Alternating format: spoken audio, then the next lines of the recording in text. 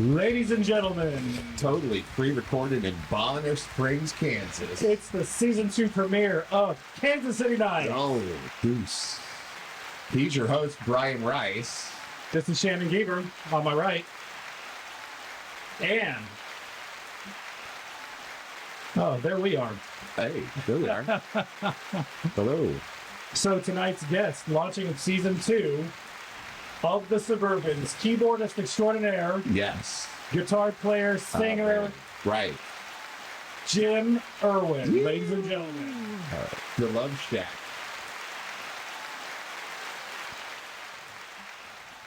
There we go. You are the Love Shack, man.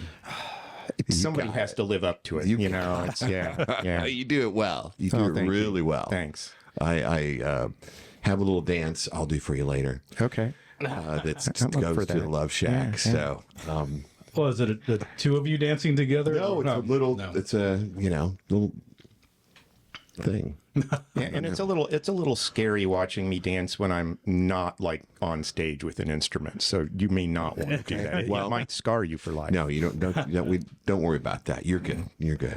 So yeah, where do we want to start, man? It's like we got the questions. We got We questions. We have questions. We have questions. We have whiskey. Why don't you tell us what's in front of us? Yeah. Okay, so I brought a few because I know how much you all love whiskey, and one of the selections I brought, Brian has actually had at my house previously. So that's the we've got the Traveler, and the Traveler that's Chris Stapleton's whiskey. Okay. All right. Then next to that, this was a birthday present that I haven't opened yet, and I'm a big fan of the Four Roses small batch. Me too. So, but this is the Four Roses small batch select, which I have not had, and this is unopened. So we're gonna break this puppy open tonight. First. And then last but not least, that I can't reach right now, but that's okay. This is the Carlisle 12 years age. This is imported from Scotland. And at the price point for a huge bottle like that, which is fantastic for parties, by the way. Right. Then it's a fantastic. The price point versus the taste, you'd almost think you were drinking a whiskey that cost twice as much. Wow. Okay. Yeah. All right. Do they call this a handle in Scotland as well? Or I would love to say I know the answer to that, but I don't know. Okay. It's big enough. It looks like Right one. on. So It looks like one. typically where we like to start, if you've listened to our podcast, is kind of from the beginning. So I don't know if you're particular about revealing how old you are or anything like that. Oh, I'm not particular at all. Back in the day, like how old were you when you picked up an instrument? Like what drove you? How did that start? Well, so I'm the youngest of 5, and I'm the only one who is not a twin. Oh, wow. So okay. I have twin sisters, 9 years older than me, and then a twin brother and sister, 5 years older than me. Wow. And long before I ever picked up an instrument, playing instruments was a thing in my family. So it really wasn't a question of what instrument do you play. In most cases, it was how many. Okay. Yeah, well. So by the time I was 3, I was singing. I came across a recording back in my 20s of me singing at 3 years old, like Twinkle, Twinkle, Little Star on this tape that my dad had made of the family around Christmas time when we lived in St. Louis. All right. But as far as picking up an instrument, it probably started with just plunking around on the family piano and just doing whatever sounded good to me before I ever had any formal training of any kind. So is that where you were born, in St. Louis? Yeah, I was born in St. Louis. We lived in University Hills in University City.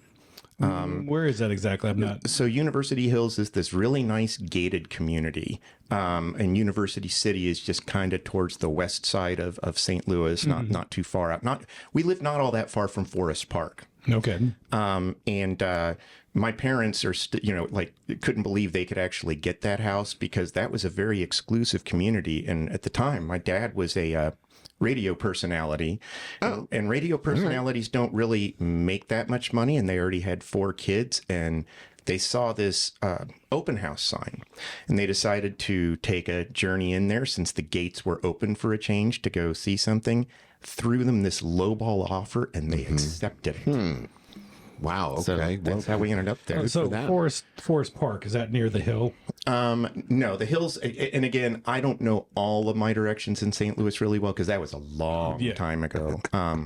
But so Forest Park is where like the zoo is and stuff like that. Yeah. So I believe the hill is to the southeast of that area, but don't quote me on that. No, don't worry about that. Yeah, my knowledge of St. Louis, even though I go to the suburbs on the western edge, that's kind of where it's limited to, is St. Charles and St. Peter's, and not much further east than that usually. But I've been to the hill recently, where it's just the Italian neighborhood. Oh, The old Italian, all the Italian restaurants. All right. That I'm sure Keith sneers at.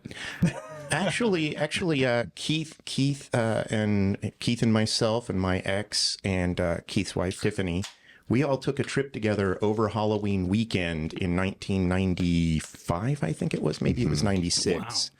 Wow. And it was to go to the zoo, believe it or not. And Keith could not believe that the zoo was free. He kept going, no, how much does it cost? Really? But we went to what became my favorite Italian restaurant on the hill, which is Canetto House of Pasta. And Keith was actually pleasantly surprised at how good it difficult. was. Yeah. Canetto, I'm going to have to look that up, see if it's still there. It was there as of a year and a half ago, a little over a year ago. They've cut back how many nights they're open, and they don't do lunches, I think, except maybe on Saturday now. Okay. How is that spelled? But Cunetto, if I remember correctly. Thank God there was an E in there somewhere. Yeah. There it is. All right. Yeah. Yes. I'm sure everybody's enjoying listening to us talk about St. Louis Italian. Right. But anyway, I'm sorry. So when did you? How old were you when you moved to? I'm assuming. When did you get to Kansas City? Was there other stops on the way? Yeah, because of my dad's career. Now, of course, he moved out of being a full-time radio personality shortly after I was born. Mm-hmm. My mom said, "You can't afford 5 children on a radio personality salary." Right. So he went into part-time sales that first year, then full-time the next year. Then they made him sales manager. And within 2 years, they had made him GM of another station in the chain, which was KOMA down in Oklahoma City. Okay. All right. Yeah. So you spent time in Oklahoma for a bit. Spent just about 4 years in Oklahoma. Me too. I've been later in life. But yeah. So, and then we moved to Overland Park in '72. Okay. So the year before I was born. Jesus. How old are you? No, I'm kidding. No, it's okay. We can begin to do the math. No. It's all good. It's all good. So your family was kind of like the Osmonds. Then. I wouldn't go that far, but I would say that I have very strong memories of after we had moved to Overland Park, we had kind of an upper family room and a lower family room at our house. And the lower family room was kind of the combination. It's where Dad's desk was, where Mom's sewing machine was, and where the piano was. And so a lot of music was made in that room for several years. Yeah. And that first year we were there, I remember walking downstairs, and you've got my sister Kathy playing flute. You've got my sisters Lisa and Christine at the piano doing duet style playing, and my brother singing, and they were doing Color My World. Okay. And it sounded, for 4 kids, right? It sounded pretty darn good, and it really made an impression on me. And I'm like, man, I want to perform with people too. And you do. That was in Oklahoma, or when you moved to Overland Park? That was Overland Park. Okay. Yeah, that was in Overland Park. That would have been like late summer of '72, I think. Okay. Mm-hmm. Yeah. And so you just started on piano and just kind of stuck with that for I don't know. The funny thing is so I really, as far as formal instrumental training, I took 6 months of piano when I was 11. That was it. Everything else has been learning from other players who are better than me, or trial and error, learning by myself, whatever. I've had people say, would you give me lessons? And I'm like, only if you want to know how to play wrong.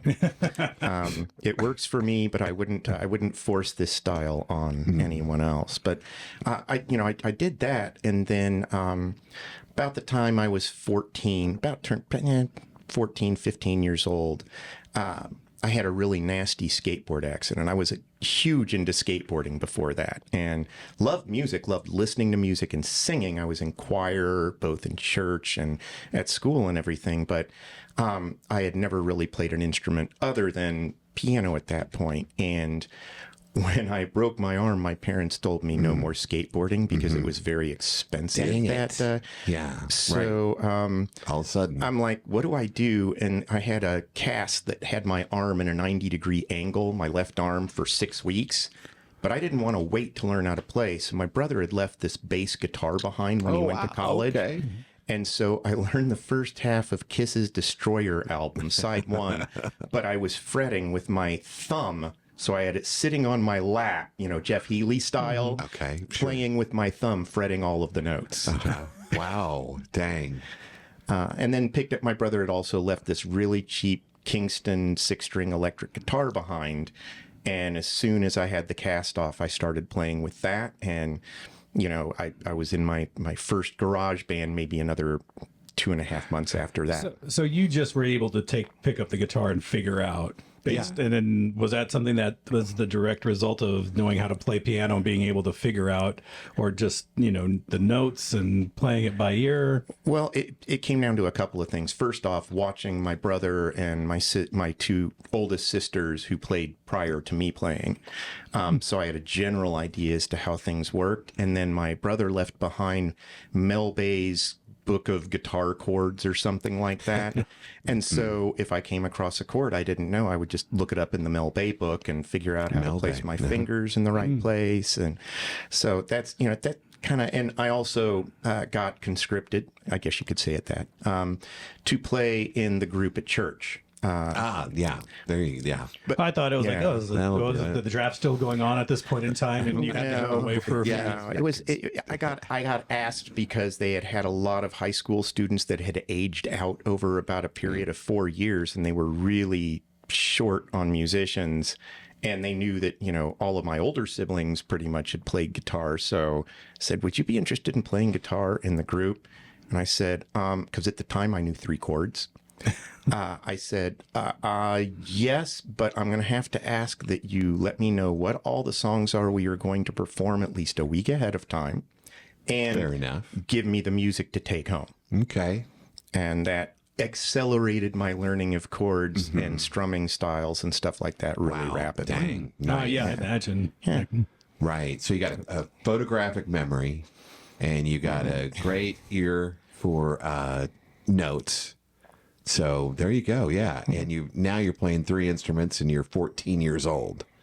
Nice. Yeah. And of course singing, because singing really is the thing that's been there forever. I just wish I had the voice I had when I was in my late 20s, because it was way better than the one I have today. Right. I had a lot more range and power back then, but life and other things just, unless I wanted to really put a lot of time and effort into it, I don't see that ever coming back. Okay. Well, you know what? You have just a fine singing voice. Oh, thanks. You have a great one. And you are, in the top 5 of pianist keyboardists in Kansas City. Well, in my opinion. Well, who are the other 4? I was going to say, if I'm in the top 5, I could probably name at least 6 or 7 others that I would put ahead of me. But you know what? I got Dan Gasser. There. Although I don't, not long for the Kansas City area. Did you see he's moving to Delray Beach? No, Florida. I did not know that. Yeah, dang. I just saw a post from him where he was playing his Nord in his in-laws living room or something. And the post said, "We've already sold the house in Lee Summit, and we're going to be moving to Delray Beach." Well, good for him. Good for him. Wow. Assuming that wasn't a forged.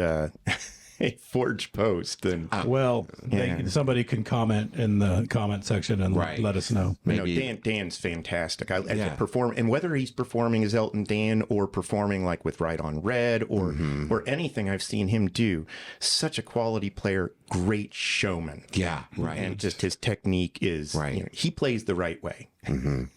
Well, so do you. So do you. That's thanks. For sure. And with your guitar as well. We'll get to all that. Oh, the guitar. We'll get to all that. Write that down. Write the key. Do we have it? I don't have it. We forget it. We need to pop some whiskey. I think we do. So I would like to start with the Carlisle. Okay, the Carlisle. yeah, All right, I'll- let's. okay, because Brian has not had the I've Carlisle not. yet. Now And it's a Scotch. I mean, I can't say that I'm gonna. pour this. if you don't like it after a couple of sips, I will not be offended if Okay. you choose something else. He'll I'm not get- Keith. Okay. Oh, I'm You looking know. at the Traveler. So yeah, well, I'm You looking won't at hold that it. Four Roses is what I'm looking at there. that is an excellent one. Now that we've okay. Which one is mine? Okay. Baby glass here. Okay. Let's Nice. just switch to. There you are, man. You want more than that? No, that let's take it easy to begin with. 'Cause, Take it easy. you know, eventually I do lean have in to and- drive home, but yeah, here we go. And cheers. Yeah. Cheers. Cheers. Here's All to. right. Here you go. Thank you for being season 2, okay. episode 1 guest. Thank you for having me. I guess Yeah. it's a good opportunity to. I don't think I've ever had. I don't think I've ever had a Scotch before. Well, it's not Scotch. It's not Scotch per se, is it? Or, It is from Scotland. I don't. I yeah. mean, but I believe it is actual Scotch. I'll yeah. taste a lot. yeah, of that's how peat unfamiliar in I am that. with Yeah. Scotch. Yeah, Because Scotch has blended a lot Scotch. of peat water in it. I'm not feeling that. So that's pretty good. Yeah. Yeah. Hey. I can tell It's you better than that shit Keith Sorrow brought. I'll tell you that much. Wait. Well, yeah. the funny, so you know, There Shannon, you go. you know Shannon Bone, who's Yeah. our singer, our Yeah. female singer with Suburbans. She is huge into whiskey, and Uh-oh. she had come over and I gave her some of the Carlisle, and she's like, I don't know what this is, but this is really good. So It is good. I like it. I like it. Yeah. No. I'll fucking drink anything. I don't care. And like I Jesus. said, Brian, if after a couple of sips you switch to something else, I will not be offended. Well, I'm just kind of stuck holding the glass, and I don't want to get up and leave to pour it out. down it. Okay. Or Yeah. pour it in mine. Oh, there's another glass here. Well, yeah. so- What are There we you go. going to have then? yeah. I'll have the Traveler. Okay. All right. Here, I'm going to hand this over to you. Mixed in with a Pour little your Scotch. Damn self. I'm going to have a little sip of that one too. Feel free. Again, we've got plenty here, and we've got plenty of time. And we do have plenty Do of have plenty time. of time. You're just 13. Where we're in this story, you're Yeah. just joined the church group. So Yeah. So yeah, no, that was 14, 15, 14-ish, 15-ish. But during that time, really, like I was saying, most of my training and most of my experience was in vocal music. I'd been, it was funny, in sixth grade, because this is back when you had junior high, 7th, 8th, 9th. yes, And then high school was just 10th, 11th, yeah, 12th. me too. And where'd you go to high school? And Shawnee Mission South. What's South? Okay. Yeah, which 3 Suburbans are Raiders. Wow. Okay. Yeah, so Oh my myself, gosh. and then Keith, and then Brian. Or sorry, myself, then Brian, then Keith. In terms of when we graduated, Okay. All right. I didn't know Brian was older than Keith. not much, but he is. But he is just a little bit older. Yeah. Anyway, in 6th grade, you're picking out which electives you want to take in 7th grade.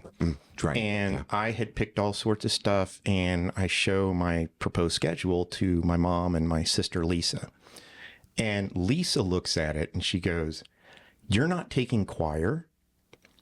And I'm like, I hadn't even thought about it. And she goes, "With the way you sing and how much you sing at church, and you've done some cantering, you really should take choir." And honestly, that was one of those pivotal moments that shifted the trajectory of my life because of the influence that most of my music teachers in choir gave me, influence, guidance, Sure. focus, Yeah. and how to approach things in certain ways. And Right.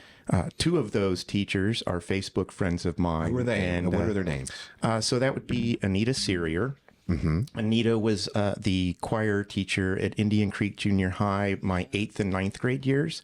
My 8th grade year was her first year there. The year before that, we'd had Jan Jensen. I'll have to tell you about her later. And she was fantastic, don't get me wrong. Okay. But Anita Searier was the one who elevated me from just like regular choir to the select choir for the first time. And she did it mid-year, which is really unusual. I won't say it was because I was the best. I think it's because I hit pitch really well and I could get really loud, and I was a first tenor in 8th grade. She cried when I came back in ninth grade and my voice had dropped to full bass. Dang Yeah, yeah, but, right. but she was a huge influence on me, really encouraged me in so many ways, both in choir and in musical theater that we did at the school. And years later, when I was playing with the Living Daylights doing the house gig at Starkers on the Plaza, we decided to record an a cappella version of the song Christmas in Kansas City. And that did get some limited play on some local radio stations and stuff. But we recorded that down at the old Chapman Studios when it was downtown. And they had picked me, the band had picked me to sing lead on it. And I was really surprised because I felt like there were at least 2, if not 3 stronger singers in the band, but they picked me. So, not quite feeling up to the task at the time, I actually reached out to Anita Serrier and went and took a private voice lesson from her to prepare for the recording. Boy. Yeah. I bet that made her feel real good. I Have a think former so. student come back to an educator. Yeah, that's really cool. That's really cool. Yeah. And so, she's still around and friends with her on Facebook. Yep. Great. I hope she gets to listen to this. I'm definitely going to, now that I've mentioned her, I have to send her a link and let her know, I've been talking At about her. approximately the 27-minute mark, I believe, of the recording. Then she just turns it Or off after that. 22-minute mark of the video. We've been recording for 30 minutes, but we've only been recording audio for 30 minutes, but video for 22 minutes. Only been 22 minutes, and they're just at this stage. We're just at That's 14. how it goes. Right. That's we're how it seventh goes. grade. Who was the other educator? And then the other one was Marie Lerner Sexton. So she was the main choir director at Shawnee Mission South my junior and senior years after Dr. Don Donaldson had left. And she was, again, fantastic. She was also, I had 2 different choirs I was with her. So a cappella choir and then Heritage Singers, which was the select mixed ensemble at Shawnee Mission South. And then I also, my senior year, I had a cappella 5th hour. I had Heritage Singers alternating days with varsity men's select men's ensemble at 6th hour. Plugged in, and then 7th hour was AP Music Theory with her. Wow. Yeah. And she just was such a wealth of knowledge, not just in choral music, but in music in general, and taught me a lot of things that I don't think I would have picked up on otherwise. And just had such a great energy about her. And again, just a real positive influence. Great. Yeah. Great. That's awesome. That is awesome. What about your parents? Which one did both your parents, were they, was there a family member that really helped you out or Really, I would say both of my parents, but in particular my mom, and here's why. So my mom grew up very rough time during the Depression. And, they didn't have a lot of money, didn't have a great home life going on. And so she always wanted to take music lessons and learn an instrument, and just neither money nor opportunity was there to do so. And she's at this time in the St. Louis area. Yes. Growing up. Yeah. Okay. Well, no, she's actually in Mount Vernon, Illinois, which is about an hour. Oh yeah, I know from where St. that is. Louis. Yeah. I've actually been there, believe it or not. Yeah. That's actually where my parents met, but that's a different story.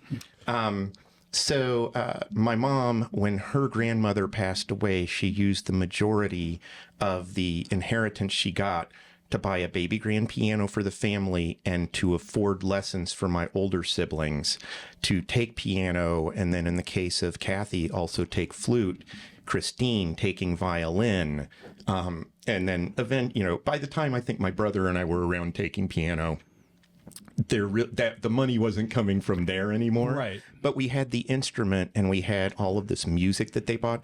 And my parents, while they were not themselves musical, my dad was in radio, but he was not a musician by any means.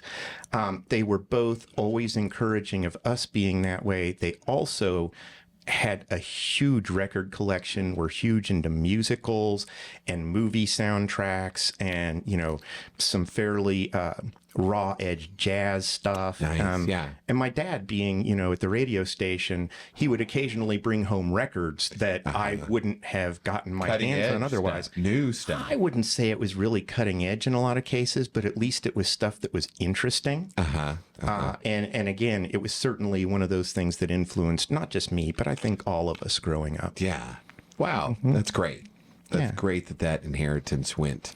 Did you guys ever to the family? Yeah. You mentioned you walked in on your brother and sisters singing together. Did you actually get a chance to sing as an entire clan of 5? I would have loved if that was the case, but I think they kind of considered me a little young for that at the time that my 2 oldest sisters were still living with us, you know, because again, there's a 9-year gap there, right?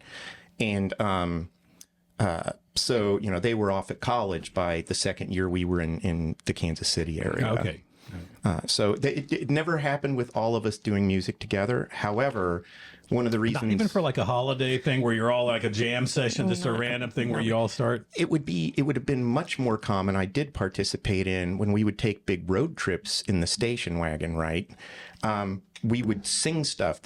My older sisters wrote all of these little interesting songs having to do with things about the family and trips. And like even my dad's radio station in Oklahoma City, KOMA, they had a song they called "Hail to Thee, Old Noble Coma."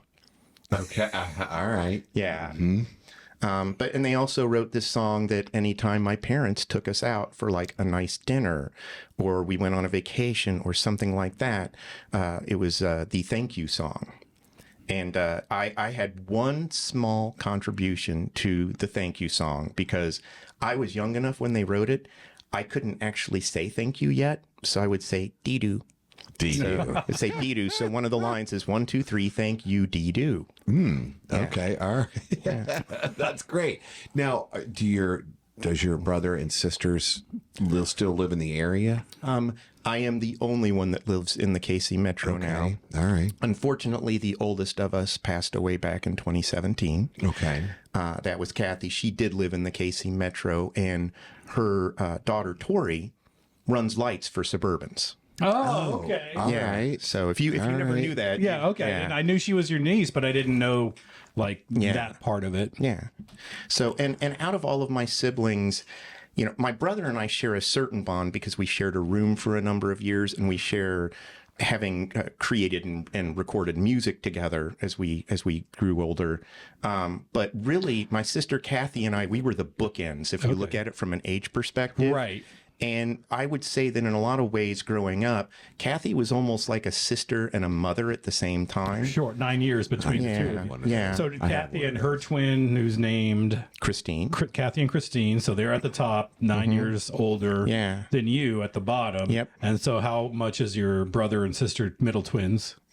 How many? Oh, 5 years older than me. okay. Yeah. So they are in the middle for real. Yeah, they truly are in the middle. Yeah. He's really doing some math on this, by the way. I'm trying to figure out what you're getting at here. I don't know. Just throwing out numbers, confusing me. No. This is not a math podcast, Brian. No, it's not. It's not. So, what do we got? Sorry, You just No, go that's wherever. okay. I'll We're just go with gonna- I thought I had.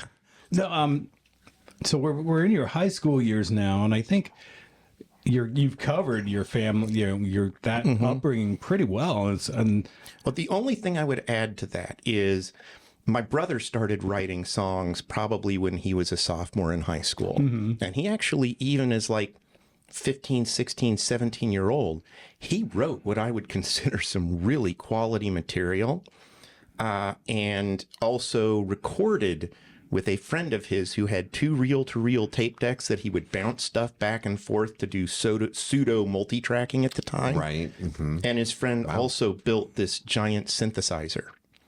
You know, this is 1976, 77 time frame, and this guy, Tim Godfrey, Tim built as a electrical engineering project his freshman year in his double E classes, built this synthesizer that just sounded massive. And I got to go down in Tim's basement and play it, and I was hooked. Okay. It was not because of piano that I play keyboards. Honestly, it was that moment in Tim's basement playing that thing. And I actually have a picture somewhere of the last incarnation of that particular instrument, and it's still around. Tim still has it in his basement currently. He must be a pretty smart guy. He is a genius. Okay. He and my friend Leo Johns, and Leo has played with a lot of local area bands, including like he was one of the founding members of Casey Aces. Okay.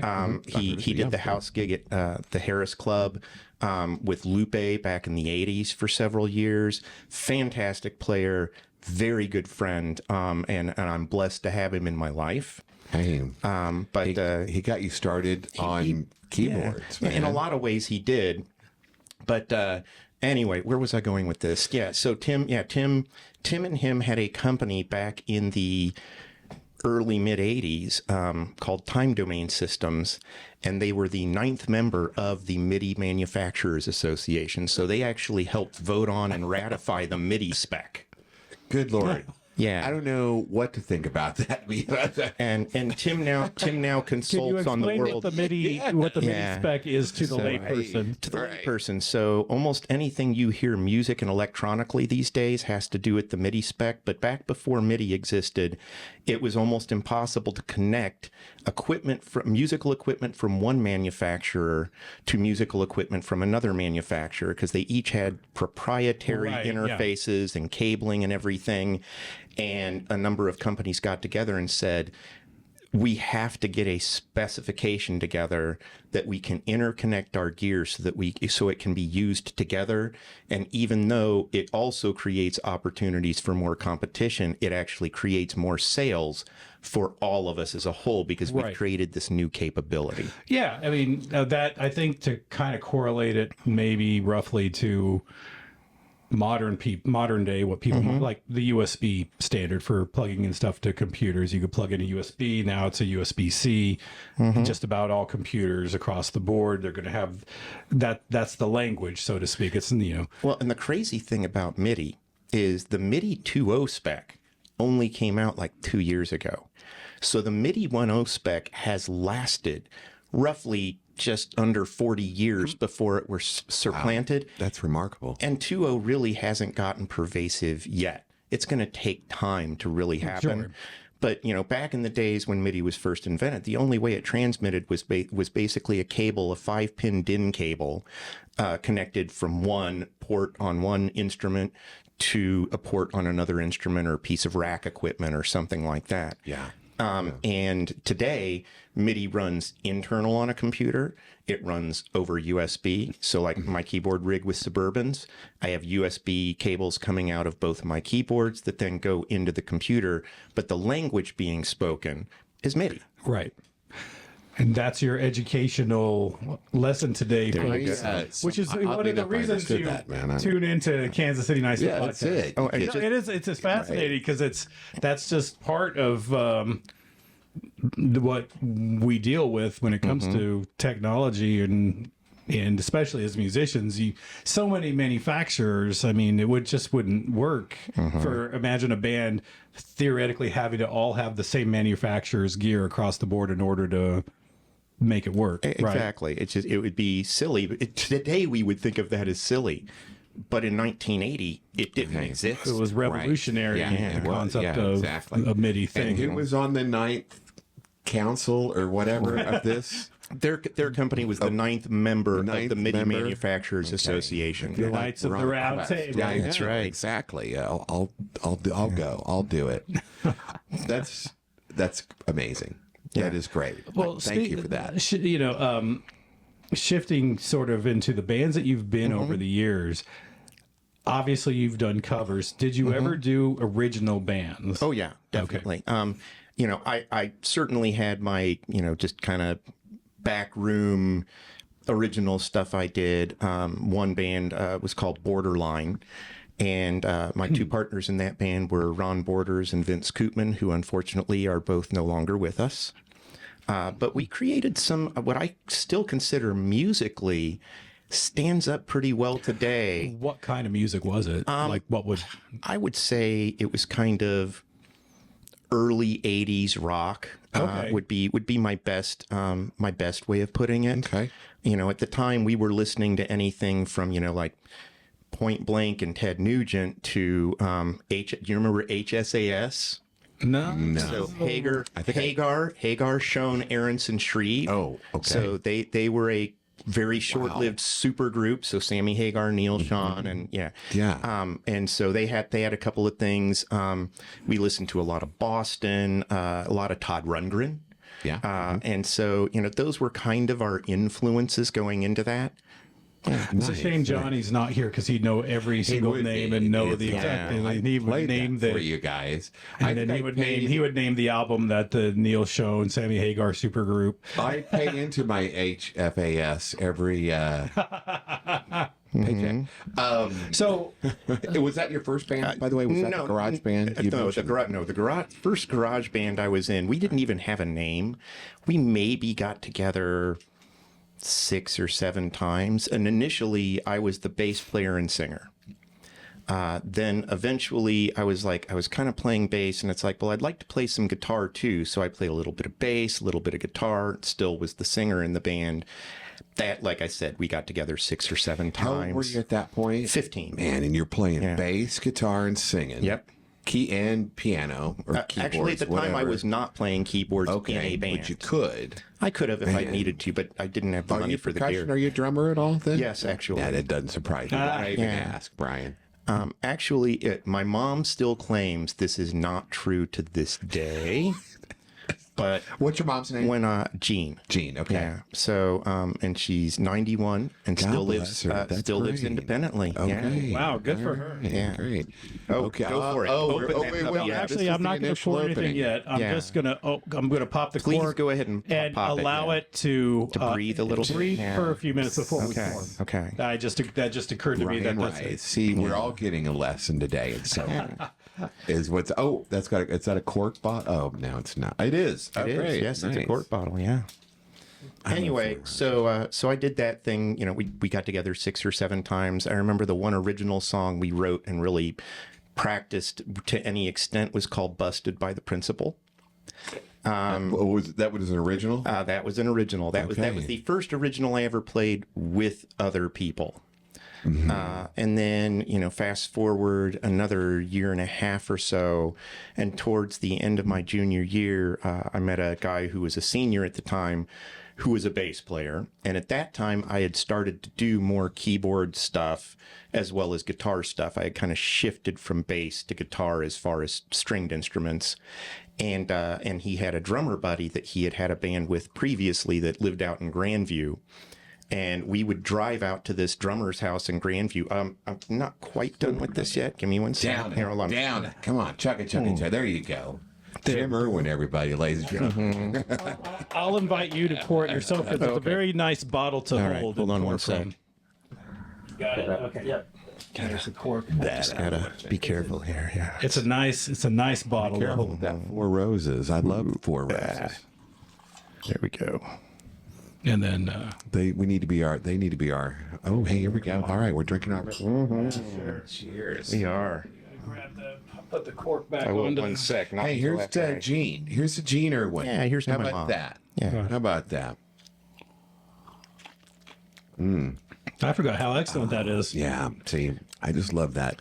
The other thing that Mapley. happened when I was 15, around the time I'd been doing this garage band thing, is I had started writing more music. Not really lyrics, just music and just either on guitar or on our piano. And my brother had been writing music for several years before that. And Christmas time of my sophomore year in high school, he comes home from college and he goes to Tim's. Tim at this point is living in Lawrence and has a 4-track reel-to-reel. We're moving up. And so Blaine takes his 12-string out to Lawrence and they record a song and he brings it back and plays it for me. And I'm just like, oh, I would love it if we could take one of these things I've been writing and record it there.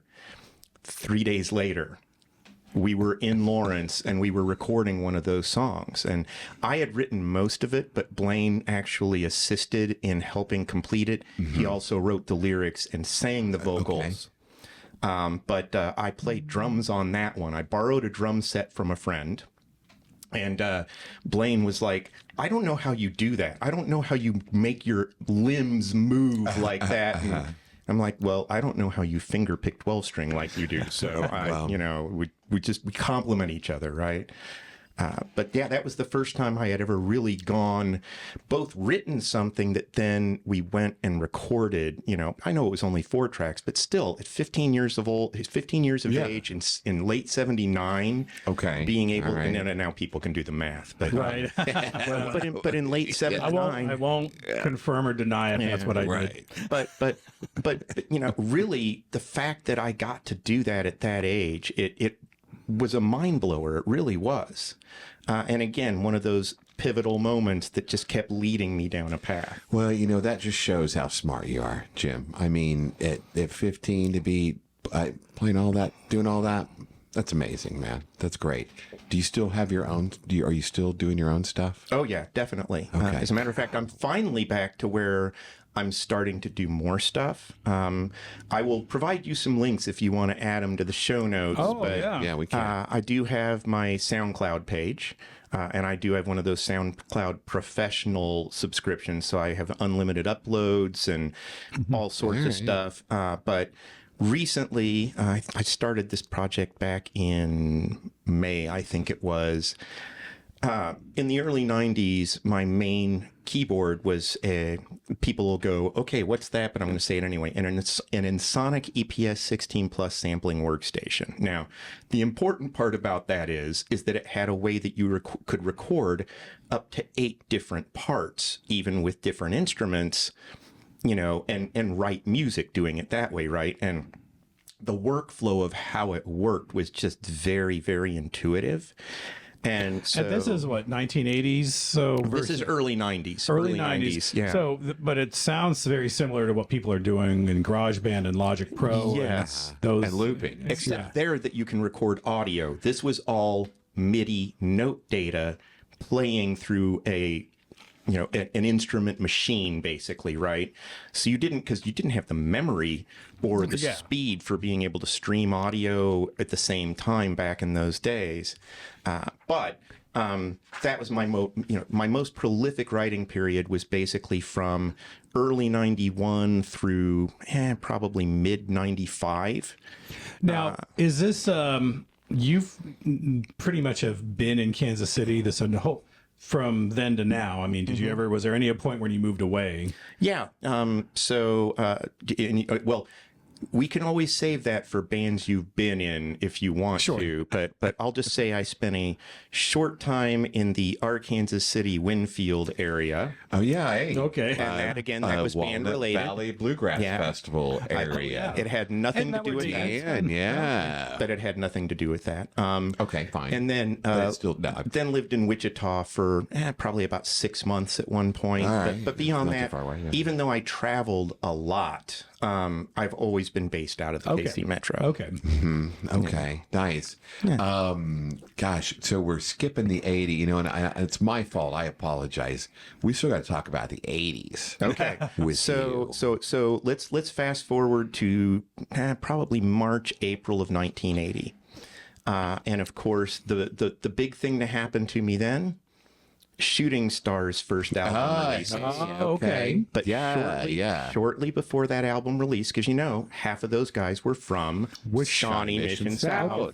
Yes, And Van. Van graduated with my brother. Okay. My brother, Brainiac, right? He graduated top 4 in his class, and they had a class of 800 plus. Yeah. So do you know Bruce Haley then? I know Bruce since then. Okay. Not real closely, but I like Bruce anytime I see him. Very talented, but he's a little older than I am. How about Al Babb? Any of the Babbs? Do you know any? Okay, no, never mind. All right. But anyway, so Shooting Star, about 2 weeks before their first album was released, came and did a show at Shawnee Mission South in the auditorium.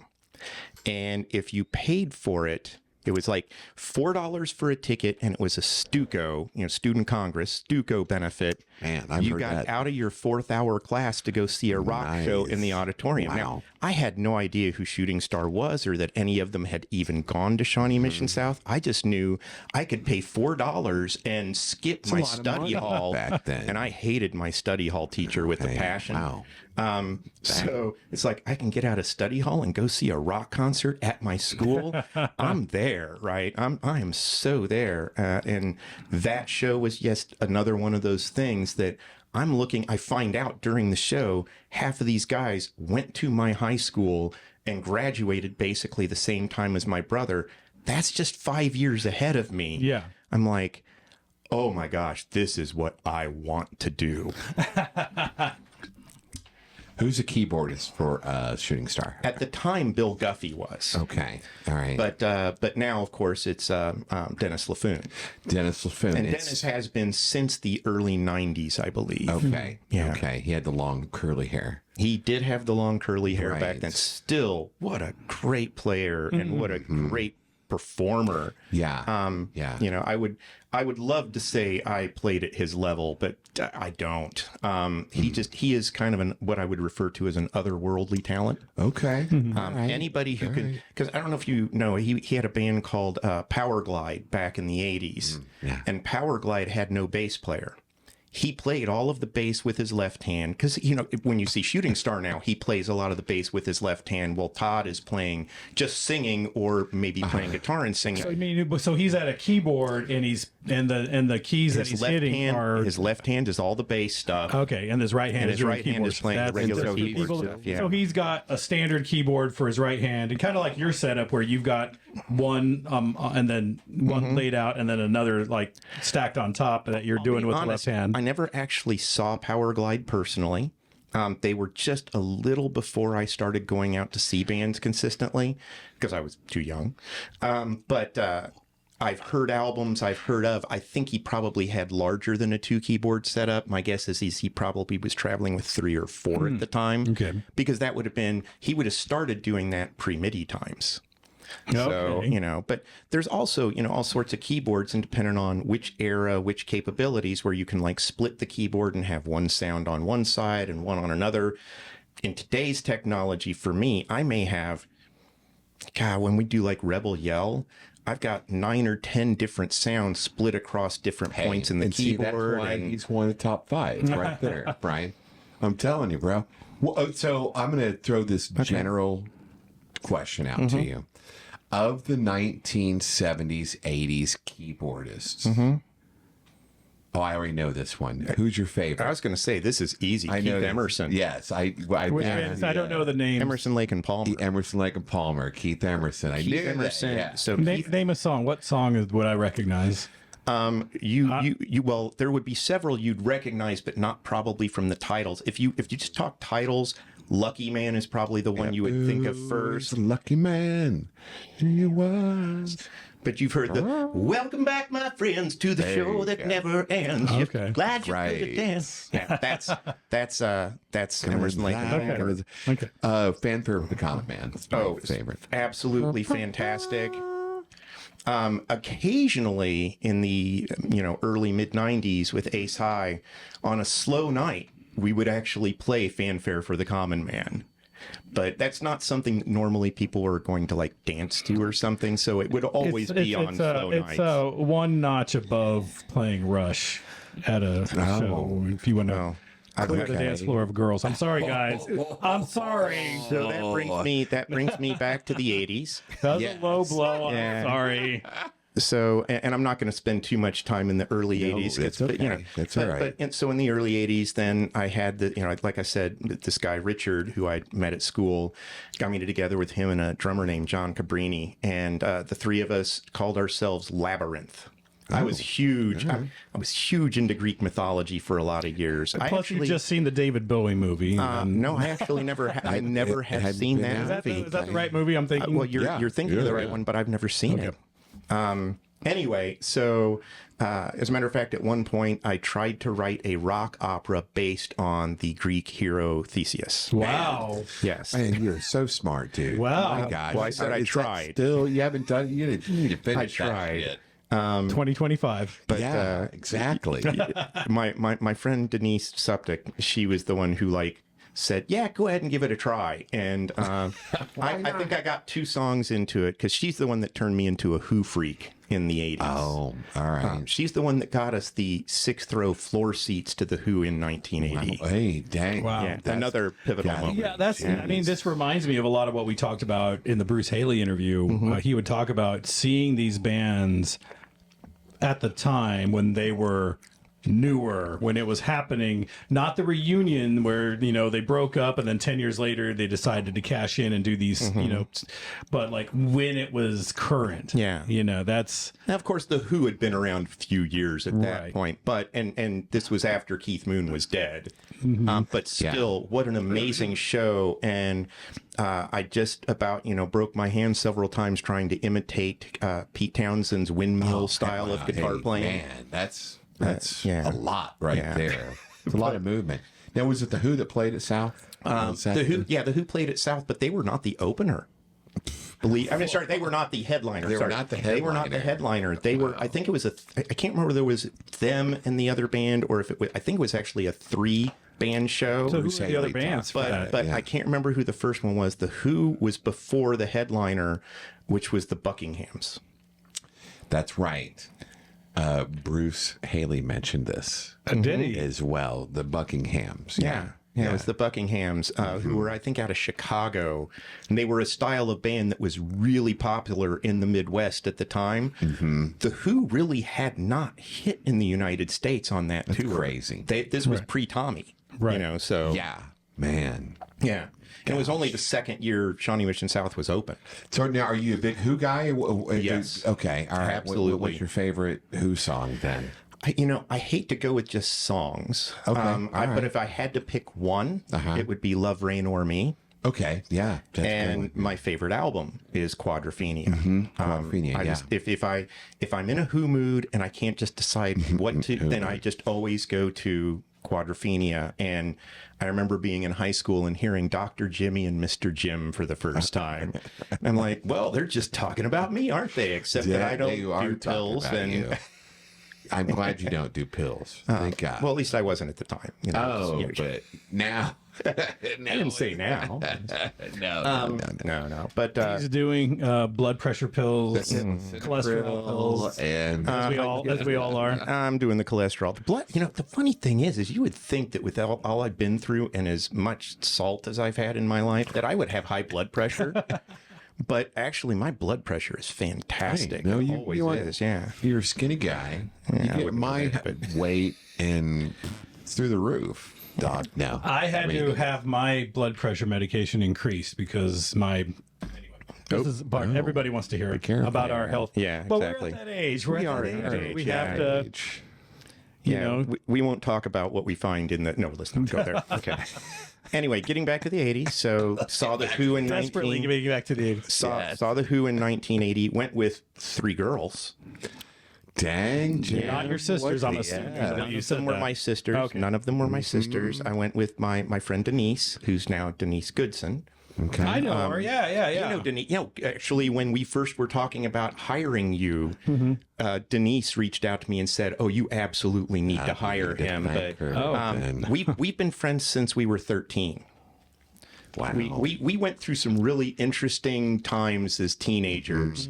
I spent a lot of time at her house. We were always just good friends. But like her dad taught me how to do Morse code, and I got my amateur license for shortwave radio because of him. Does not surprise me. And then she turned me on to the Who and a lot of other music and stuff like that.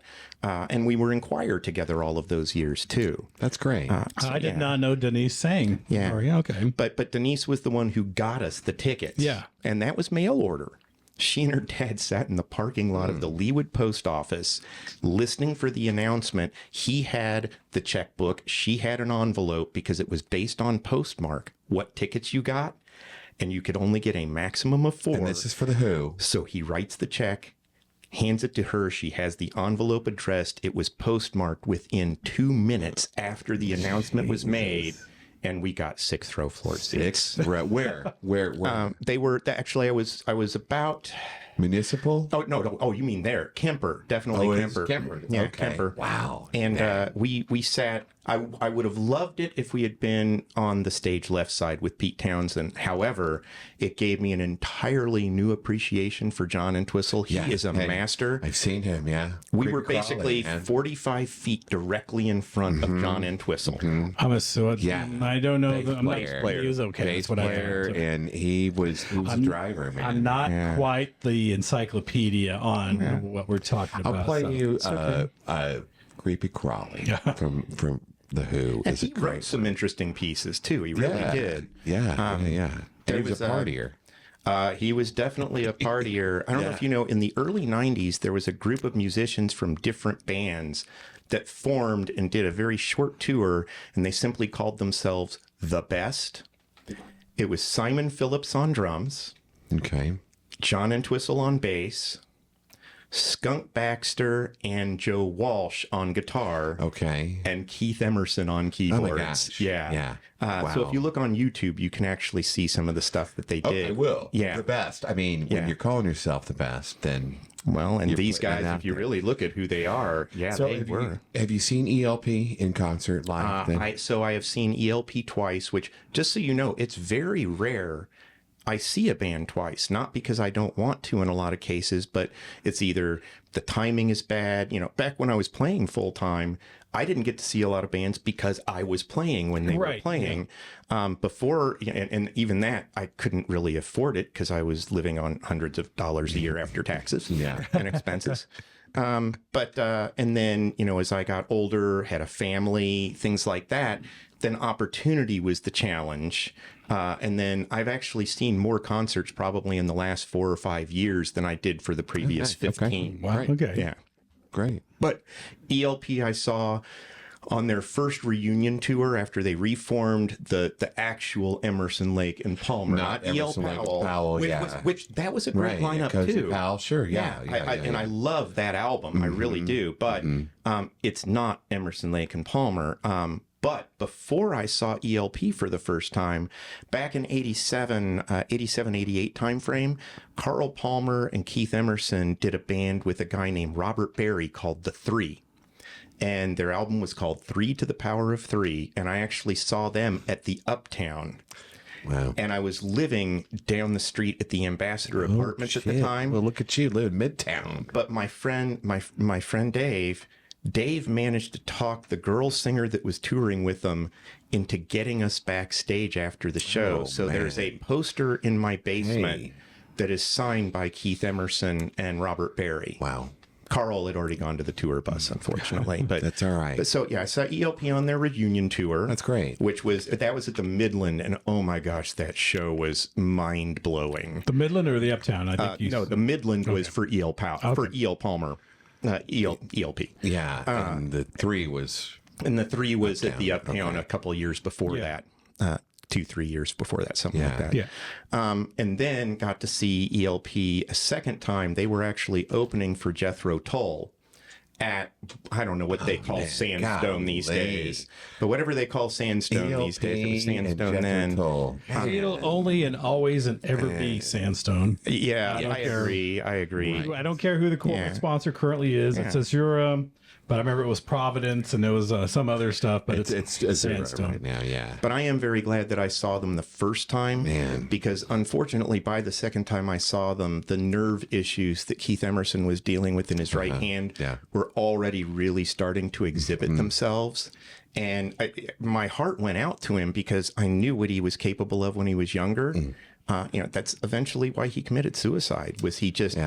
He had a big Japanese tour that the Keith Emerson band was going to go on, and he was in a severe depression, and he just couldn't handle the critics about his lack of being able to play like he used to be able to play. If you look at more recent footage of him playing, you'll see that in a lot of cases, he has his fingers curled under like this, particularly these two, until he has to use them to play. I don't know that they ever figured out if the nerve damage was from the very aggressive style of playing he played when he was younger, or if it was something that was more genetic, or it may have been a combination of both. Right. And how recently was this? This would have been back in 2015 or 16. I wish I could say I remember exactly, but I can tell you where I was when I found out. Okay. I was on my way to play a gig at the Landing. Suburban's gig at the Landing, and my friend Rod Palmer, who played with me in Ace High, calls me, and I answer the phone in the car, and he's the one that broke the news to me. And that was a hard show for me to play, but I said, I basically said, Keith, I am dedicating this show to you, and I'm going to play the absolute best I can, because I am absolutely heartbroken right now. Yeah. Wow. Yeah. I'm sure he knew it then. I'm sure he knew it. We've gone way off the rails. That's all right. Yeah. This is usually when we take, what's that? Before we take a break, it's a perfect moment to bring in Dream Theater to this and talk about my favorite keyboardist, Jordan Rudess, which is Jordan Rudess. Yeah, he loves it when I bring up Dream Theater. No. I mean, it's fun. Well, of course, of course, he'll know who you're talking about. I actually like some of the stuff Jordan Rudess has done outside of Dream Theater more. It's so fascinating because Dream Theater is indirectly the reason we met. Really, it is. Yeah, back in the MySpace days. One of my oldest friends, Keith Euling, and I don't know if you know who Keith is. He was a big fan of Dream Theater, and somehow on MySpace, you had the bulletins instead of a feed. You had the bulletins, and somehow you guys both posted something about. I had Dream Theater as my song on my page, and it was I forget the song, but anyway, it was great, and so that's kind of what. And he loved Dream Theater, and us Dream Theater people, we stick together. And then, and so it just so happened that it was at the old Raoul's for a Zero show. Johnny's with Shannon. This is like circa 2006, 2007. Right. Johnny's hanging out with Shannon because you guys had known each other. Living in Oklahoma City. And me and Keith separately showed up, not knowing. We were just that's a Zero show up and then that's how we all met simultaneously. It was podcast at first sight. But the reason that Keith and Shannon even knew each other enough to say how it was Dream Theater. It was Dream Theater. Nice. Dream I Theater. like it. Funny the randomness of something like that, right? Yes. It really is. It really is. Yeah, and I can bring it up every podcast. It's his rush. It's his rush. You've got Jordan Rudess, you got Derek Sherinian. Sherinian, thank you. And there's one other one, isn't there? I can't remember his name. I think he was the first guy before Derek. Okay. And I actually, I don't know if you ever saw it, but back in I think it's the late 2000s, there's a PBS special of a Billy Idol concert, and Derek Sherinian is playing with Billy Idol. Okay, all right. Hey, he holds up. He's still playing. Oh, and he's a great player. Yeah. He really is. Yeah. Jordan's better. But Jordan's all over. Let's put it this way. Is... Jordan is a more technically better player. See, but Derek is a great programmer. I mean, so is Jordan. But Derek, I think, understands texture and leaving a little more space in some cases than Jordan does. Right. No, Jordan's a filler, and but they're both. You technically drive a lot with the Suburbans. FYI, if you didn't already know. And so does he with Dream Theater. Right. Technically, he drives a lot with them nowadays. And so, anyway, I love them. I have their tattoo because of that.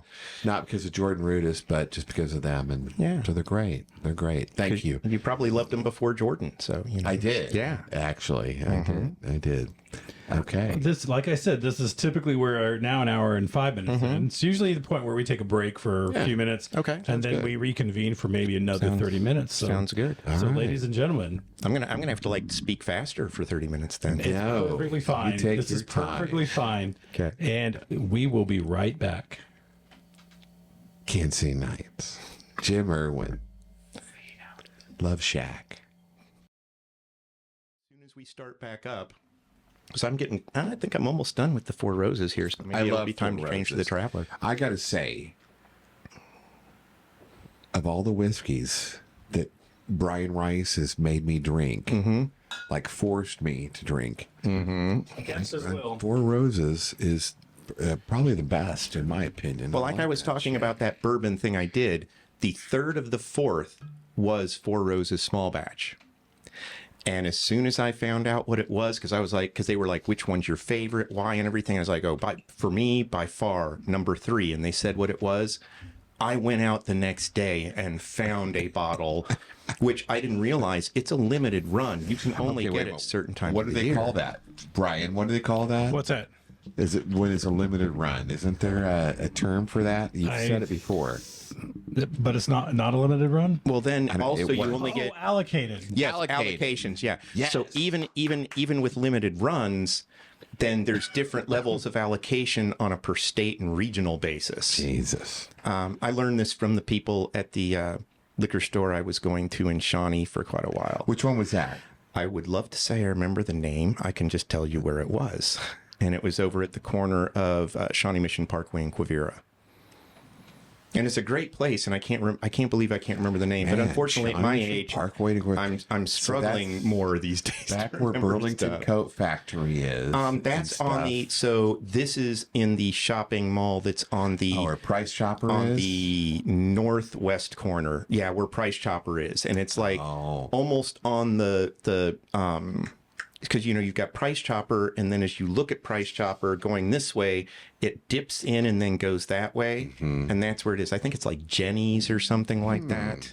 All right. But again, I'm not positive. So are we ready to resume for the second part? First, I'm gonna down the last of this, and then we're going to have some travelers because he's never had it before. I've already had the Right. travelers. Okay. I will stick He don't with care. Okay. with the He's Roses. he's going right with the good. And you guys are obviously special to me because I opened this bottle with you. You know what? I truly appreciate And that's both why of you we more than you toasted your know. mom, Jean. Yeah. That's why. Because it had to be special. All right. So is that the And travelers thank there? you. It's always great to see you Same and see here. your band. And I would like actually, Shane and I were just talking while you were upstairs. He goes, "We should have done this over at your place." Oh yeah. And I said, "Hey, there could be a part 2." Yeah. Well, we have a lot of part 2s on the docket. What if we went to each person's own jam? Everybody's got their own deal. You know what might not be a bad idea I is said woo, and shit. I was gonna say it might not be a bad idea when we want to debut the new theme yes. to do that from my place. Oh, jeez, 'Cause we then haven't even we can do it talked about in that. That's right. Actually, So let's my not gosh. talk about this in this episode. Let's not discuss it in this episode. Oh, never mind. This is all in the episode. TBD. Oh, no, okay. to be continued. TBD. Be Yeah. continued. Yeah. So I didn't realize we were on video again now. So It's all Yeah, it's all been Okay. activated. recorded. I didn't realize that. Okay. It's the Reactivated. big brother here. okay. So let's get back to the regular scheduled program. So we're back, ladies and gentlemen. We're back. from commercial Ignore what you Wednesday just, nights. just ignore what you just heard. Don't worry about it. We're good. I've actually already started. Though. Oh, wow. I well, have. well, ladies and Okay. ladies and Yeah, gentlemen, go ahead and tell them. welcome back to the season 2 premiere of Kansas City Nights podcast with our guest Jim Erwin of the Suburbans. And I think now's a good time to segue into sort of the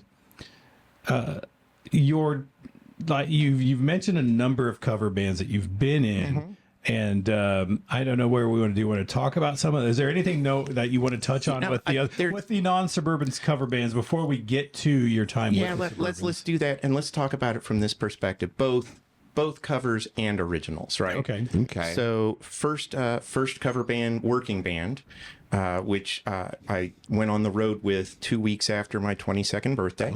Okay. Sure. And I had joined them literally 2 weeks before my 22nd birthday when I was still a full-time kosher baker. Anyway, that's a different story.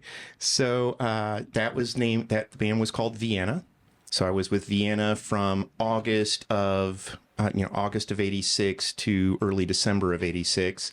Then I came off the road. I was off the road for about 3 months, and then I joined a band called Quest. So what kind of covers were you playing right. in the first band? It was predominantly top 40-ish stuff. Okay. So and the first 3 bands really were pretty much top 40 stuff. Now, it doesn't mean it was always current top 40 stuff, but it was stuff that had all been on the top 40 from a variety of time period, right? So predominantly that. And, we were a 5-piece in both of those bands with a girl singer.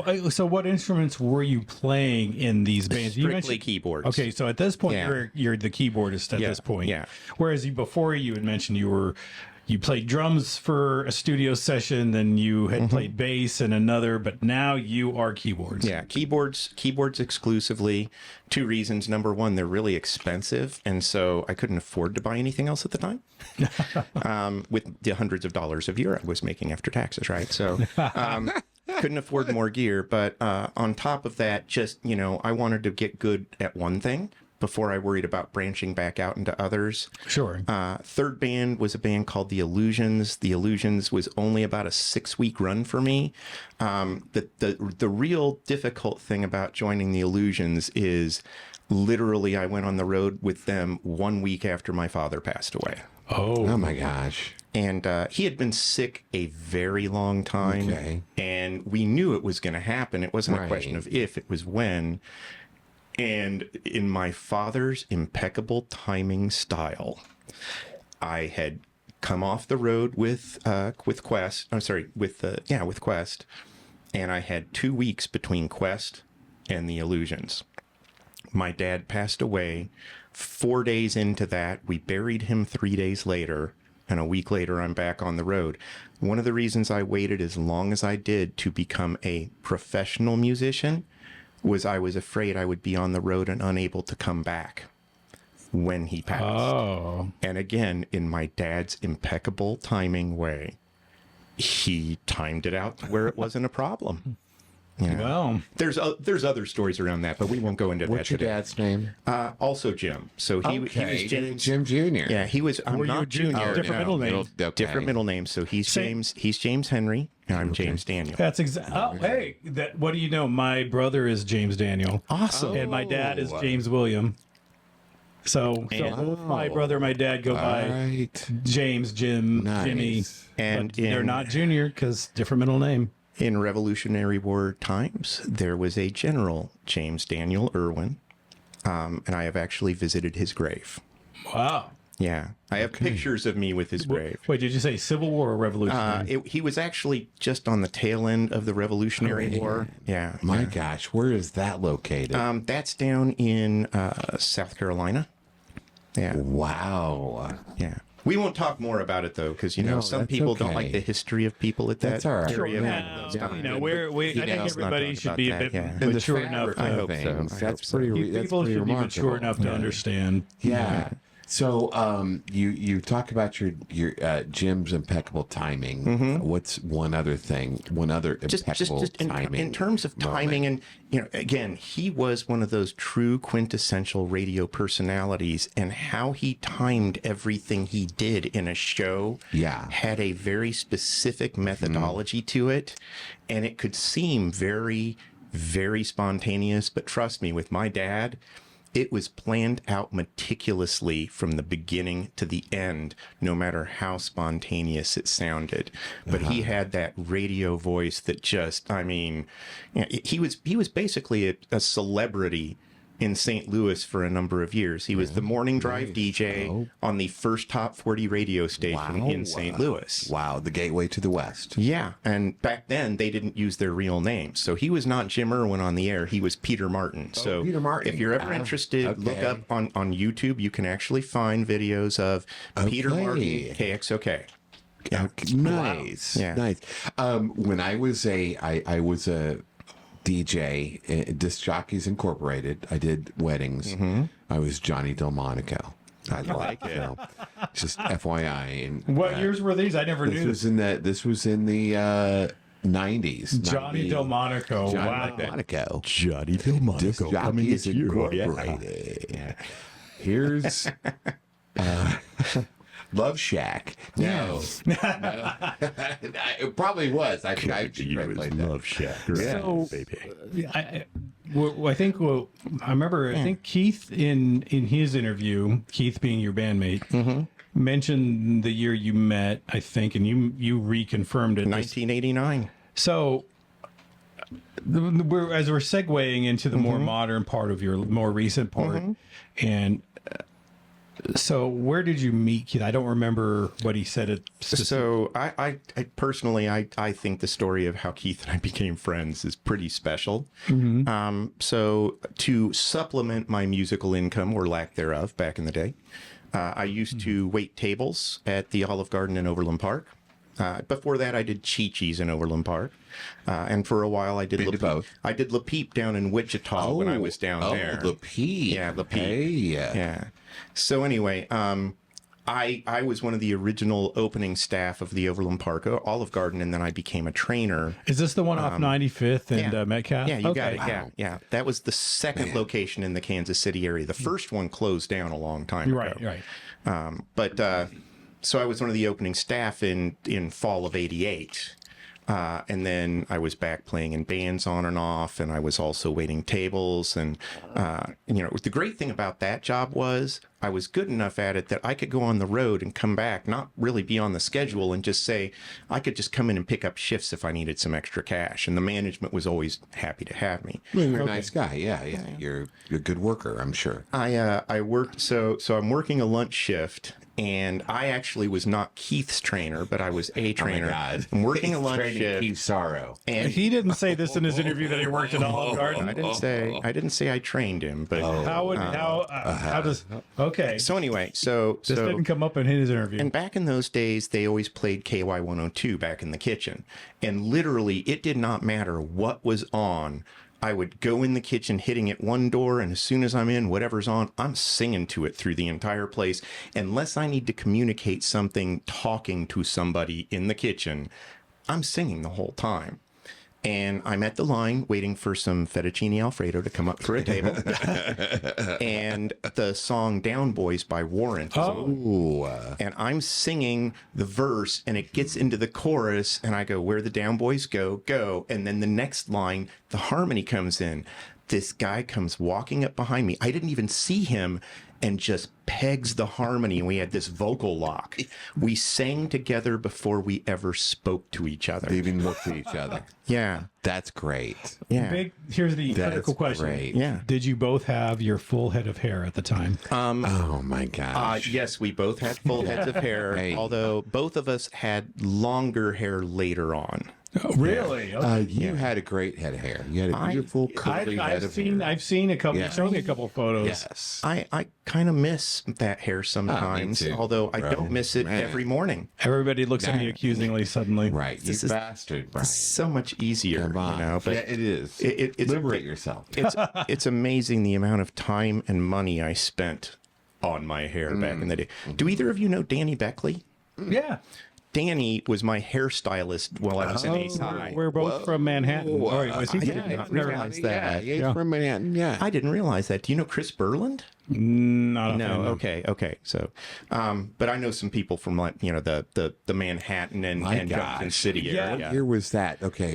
So So that would have been 90 to 93 time frame. where- 94-ish. He was where probably was still that doing located? it. He was working at the Jones store at the time. And my Dan? ex, My yeah, goodness. my ex was working at the Jones store too, and she had met him, and he had this beautiful long hair, He still and I had does. been going to hairstylists I wasn't happy with, and so she said, "I know the guy you need to go to."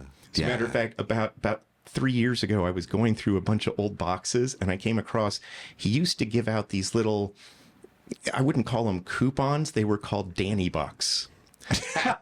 and basically it gave you a discount. It gave you a discount off of a future hairstyling.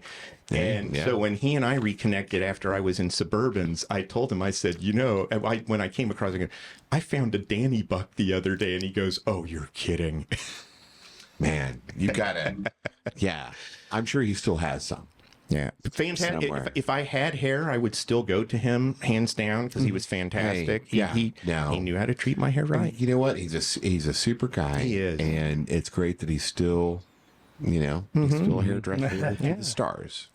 Yeah, and Rhonda's fantastic. Yes. Yeah, love she her. is. We'll have to tag them in the post when we post Yeah, it. definitely. indeed. Definitely. At the Right. 1 hour and 16-minute mark. Oh, Okay, see, so there we you better go. continue Throwing on. out numbers again. So I'm gonna run through the rest of the 80s.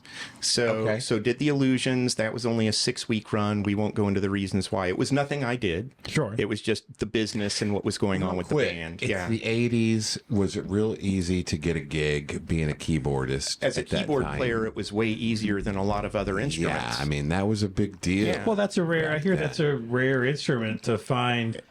To find a good keyboardist that's willing to just be the keyboardist for whatever reason. I mean, I've always, my understanding has always been that's the most challenging thing. You know, why a lot of the more popular bands have a click track, or And have tracks. Yeah, Yeah. that's what I mean. Yeah. That's what I meant. Tracks. Yeah.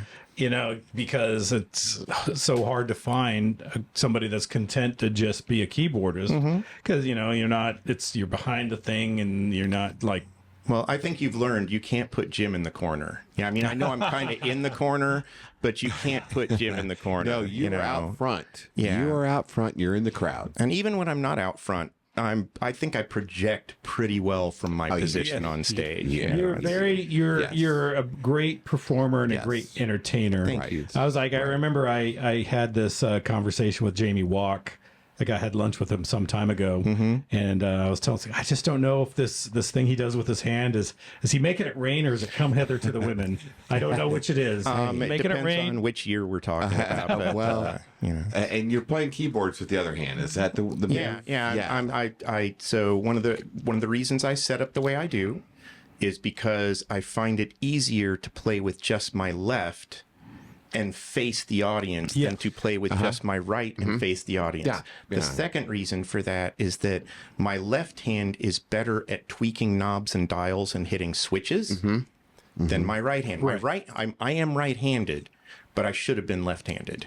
So I'm not What you're saying makes ambidextrous. sense. I'm bidextrous. Each hand has certain things it does better. Yeah. That's why I I'm the same approach it the way I do. Lawrence Gowan does a good job of that as well. Lawrence Gowan Who's is Lawrence Gowan? unbelievable. Keyboardist of Sticks. Now. Yes. He took over for okay. Dennis DeYoung. A long time. Yeah, He's been in right. the band longer than Dennis was. He does a great job of showcasing himself. And Right. no, he is one of my all-time favorites. Really? I love him. Okay. I honestly think. Don't get me wrong. I'm a Dennis fan too. Sure. However, Yeah. as Prima donna. as a keyboard, Dennis is a prima donna. You're right. Dennis You're right. DeYoung He had was. his own real reality of yeah. things. If you think about know? it this way, yeah, Dennis DeYoung's a prima donna because he was out before Madonna was. You know, so he's a prima donna. right. Yeah. Right. Ah, yes. Oh, no. Oh, yes. Okay, Yo, D is hey. the drums. I'll remember that anyway, eventually. But one of the things that I think that Lawrence Gowan excels at, he actually honors the flavor of the original recordings in how he plays better than Dennis did live, but he still gives it his own flavor. And that's a really hard line to maintain It when is. you're coming behind somebody Yes. who was as good as Dennis was. The drive, some say the driver of things. Yeah. He's a great interview as well. Not that we've interviewed him, but I've seen interviews with him, and he is very appreciative of Yes. things. And he's Canadian, also, which is neither here nor there. Yes. But yeah. Some of my favorite bands were Canadian bands. Is he like the South Park? The South Park character, Canadian character? No, I wouldn't say that at His all. face is split. No, but he's pretty cool. You'd like him. And he has such a cool keyboard rig. I love that he has this round platform that the keyboards it's on a pedestal and it spins around. Spins around. So he can Well, face and any he's direction. holding him up to jump Yeah. off of. Speaking of, Yes. tell us about your keyboard setup. Oh, there you go. Okay. Segues perfectly into Hey. one of the questions that's on our sheet. So my keyboard rig. My keyboard rig consists of a number of pieces, obviously, and it's been an evolution through the entire time of Suburbans because I have gas, Gear acquisition syndrome. syndrome. Yeah, I know. yeah. Oh, Photographers have that too. Yeah, exactly. So, wow, okay. up Gear? until this year, I have pretty much spent everything I've made with Suburbans on gear and software. well spent. Money well spent. So my current rig, like Brian and I have talked about before, I was a PC guy for years, and my virtual rig was Suburbans up until, gosh, I think I made the switch over in September of 21. And when did the Suburban start anyway? Suburbans started in 2014. And you were there at the beginning. I was there, so we call me a founding member, but technically, I came in about 3 months after they rebranded. They were known as Midlife Crime Scene before that. But they were a 4-piece, bass, guitar, drums, vocals, and it was predominantly 90s alternative rock type stuff. Did you and Keith have a band? You were working together at Olive Garden, for God's sakes. We tried to have a band together, and it just didn't quite work out. And that's when I got... But you were buddies enough to hang out at 95. Yeah. Well, I mean, again, we continued hanging out for years. We had a period of about 5 years where we weren't in touch. That's a different story. It wasn't anything between us. We'll just put it that way. Sure. But You get older. But it was funny. It was in 2014 that I decided I might be ready to get back in after being out for so many years. And when did you stop playing before that? I stopped playing full time, or it being my main job, right? New Year's Eve of 95 going into 96. So 19 years. Yeah. Hey, I did a few reunion shows with Ace High during that time. So we did a show in 2005, 2 in 2007. Then we did 2010 and 2011.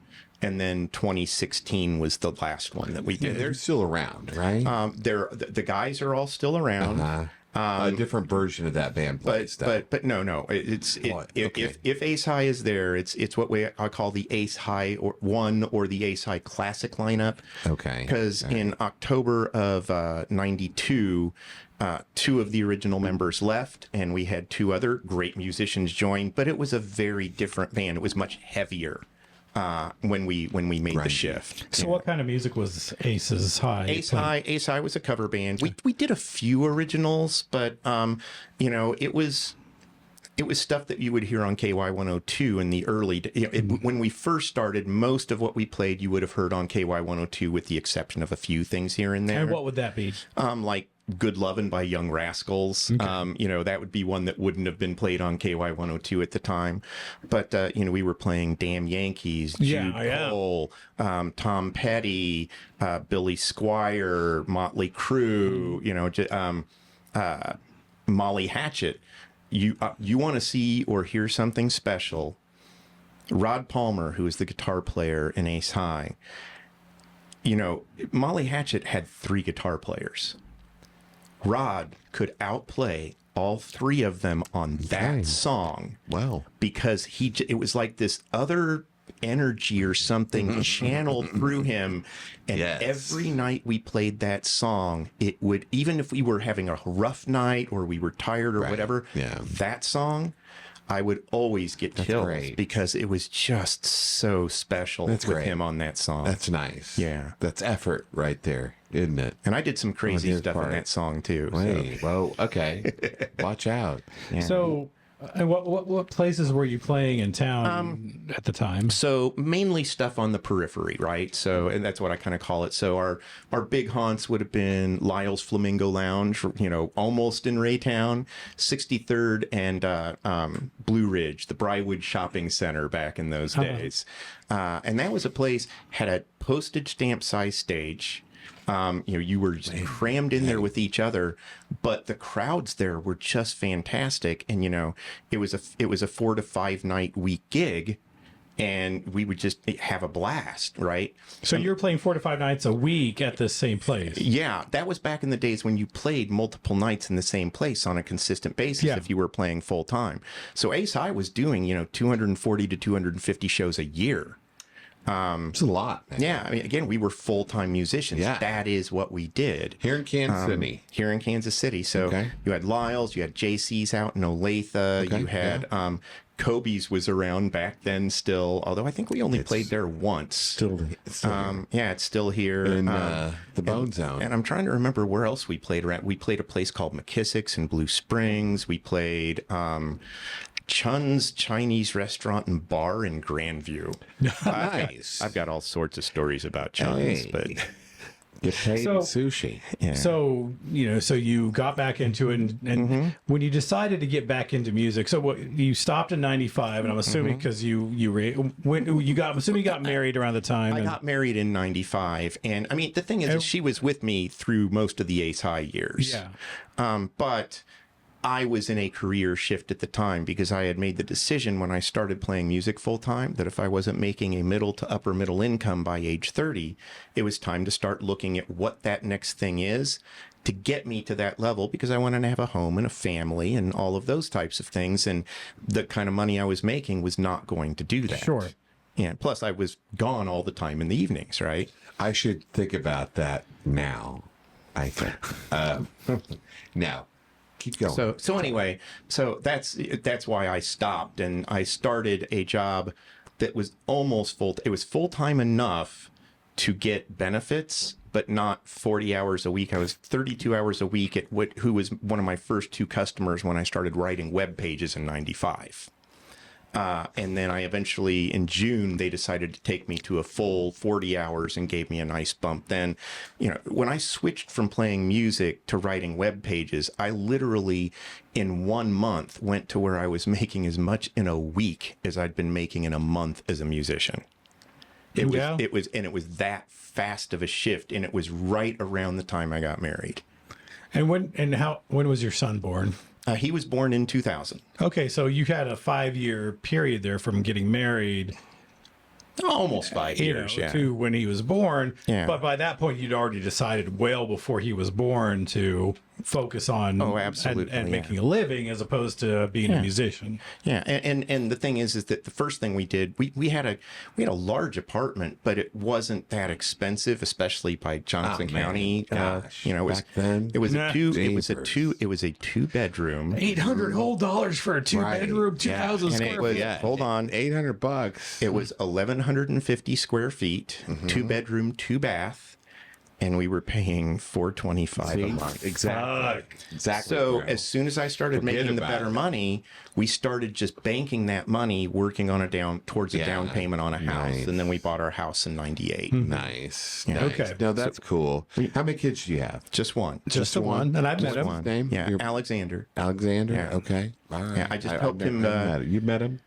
I met him met him at Micro Center, and then remember I did your headshots this summer. I did some headshots for Alexander Okay. All right. at Molly's. Yes. Molly's house. Yes. You got Hey, it. I love Molly. Molly's great. She is by the way. fantastic. I am Yeah. so blessed. And Yeah. I count Should we tell myself the lucky story every of day. my ex-girlfriend inadvertently you know, blowing up? Let's not have. Well, let's not discuss that one. That's a funny story. Hey, That's It's a funny story, but we're short on time. And we've got other things to cover.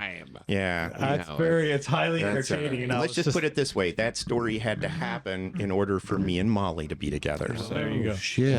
we'll just put it that Well, way. it's funny how things happen. Yeah. Then, isn't Indeed. Yeah. She's great. I love you guys together. Thank you. Yeah. So, kind of trying to circle this back to. So, I'm going to try and jump through the rest of the 80s real quick. Okay. So 80s. So, like I said, got hair illusions, still at this point. and then after the illusions, I took a break. That's when I started waiting tables at Chi-Chi's while I was on that break between bands. And somebody at United Entertainment, which was a big booking agency back in those days in the KC Metro, reached out to me and said that this band out of Arkansas City, Kansas, Ark City. that's shopping major label record deals. What band is this? This was the Lance Powers band, Okay. I don't know. and that they were needing a keyboard player. Okay. And it turned out the reason that they needed a keyboard player is Lance was both the keyboard player and the singer, and the type of band it was. You really needed somebody out front, the front keyboard man. player. Yeah, you A needed natural him to be front man. Right. And, In the and 80s, you know, yeah. Lance had like a 5-octave range. He had an independent record label deal previously, had like some success in late rotation on MTV in the early days, etc. But They had already recorded this demo at Atlantic Studios in New York. They were being represented by Paul Marshall, who was representing like Yvonne Lendl and Whitney Houston and Gene Simmons. And Yvonne Lendl, the tennis player? yes, yeah. So, but he was predominantly an entertainment attorney, and then Dick Gersh and Associates was our public relations firm. Dick Gersh is one of the guys that put on Woodstock. So we had these heavy hitters in New York. Benji King, who had been the keyboard player with Scandal. He produced that demo, and that demo is fantastic, by the way. Is that the Warrior? No, actually, that was prior to the Warrior. He was only on the first album. Was Scandal the Warrior, though? Yes, they were. That was the second album. But And then Goodbye to You is the one that's more better known. have you ever? Yeah. So that keyboard solo, that's Benji, and Benji was a great guy. I miss him. He left us a few years ago, unfortunately. But anyway, where was I? Oh yeah, Lance Powers Band. So long story short, we did end up showcasing in New York at the rehearsal studio that Paul Schaefer and the Late Night Band practiced in for the vice presidents of the 7 largest record labels in the world. And we came very close to that 3-album $1 million deal. And mind you, this is less than 2 years into my career. And what year was this? This would have been early '88. Okay. So we showcased in late March of '88. I feel like I know so many. That's like the biggest story, maybe not that specifically to the detail. So many of the musicians in Kansas City that everybody knows today, they had that. They came so close. Right. Yeah. So close. Yes, like right there. just right and there. then just for whatever, and then that's it. Yeah. I mean, it's funny. That's how, and then everybody goes on okay. and goes on That's and all right. lives their lives. And yeah. But I mean, do we want to get into? No, we're not going to get into why it didn't happen. Not why it didn't happen, but how you felt when it didn't happen. How I felt, I was disappointed, but honestly, I think it would have been too much too soon for me personally. Okay. And I think it could have likely been that for other members of the band too. Mm-hmm. We were all very young. Lance's parents were very wealthy and they were bankrolling the entire thing. Sure. And the rest of us didn't have a huge stake in it from a financial perspective. So potentially we could have been disposable. I don't know. Lance and I still, we don't talk voice to voice, but we message each other still today. We're Facebook friends and comment on each other's stuff from time to time. He still looks dynamite. He had been a model for Elite out in L.A. between his independent record label deal and now he's a good looking guy. Is he from Kansas City? No, he's from Arc City. Oh, that's right. You were in Arc City at that that's point. why we were in Arc even City. Worse. Yeah. Than Kansas City. No, I'm sorry. But I don't mean to say we had about the Arc whiskey City, talk. we had such an amazing facility there, though. So his parents had this industrial roofing and siding business that did like shopping centers and government buildings all over the country. But based out of Arc City, their overhead was next to nothing. And they owned all sorts of property. They owned this building across the street. And I think it had been an auction house or something like that. And they built a full recording studio and like sound stage. And we practiced in there. We actually hosted people for shows in there. I wonder if it's still there or whatever happened to that. So I don't know if Lance has sold it yet or not. But about 3 years ago, I was just perusing on Google Maps and Street View to see if it was still there, and it was.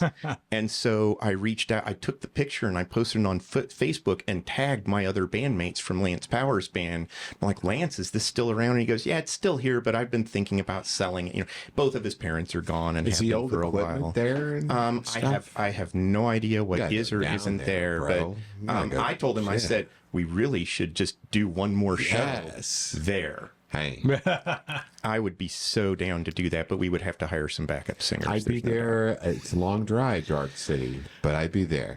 It's a long way. Wichita, right? Right? Oh yeah. It's not too far from the Oklahoma border. Yeah. So when all that aside, I mean, is there any more from the 80s you want to talk about? So again, real quick. So, I had several months then after the Lance Powers Band that I was waiting tables and figuring out what was going to come next. A couple of the members of the band and I got together and tried to form another project.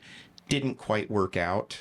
And that's okay, you know. That's how I met. I don't know if you know Ron Bales, who has been in a lot of local metal and hard rock bands. Great guitar player, great guy. We've been roommates as well.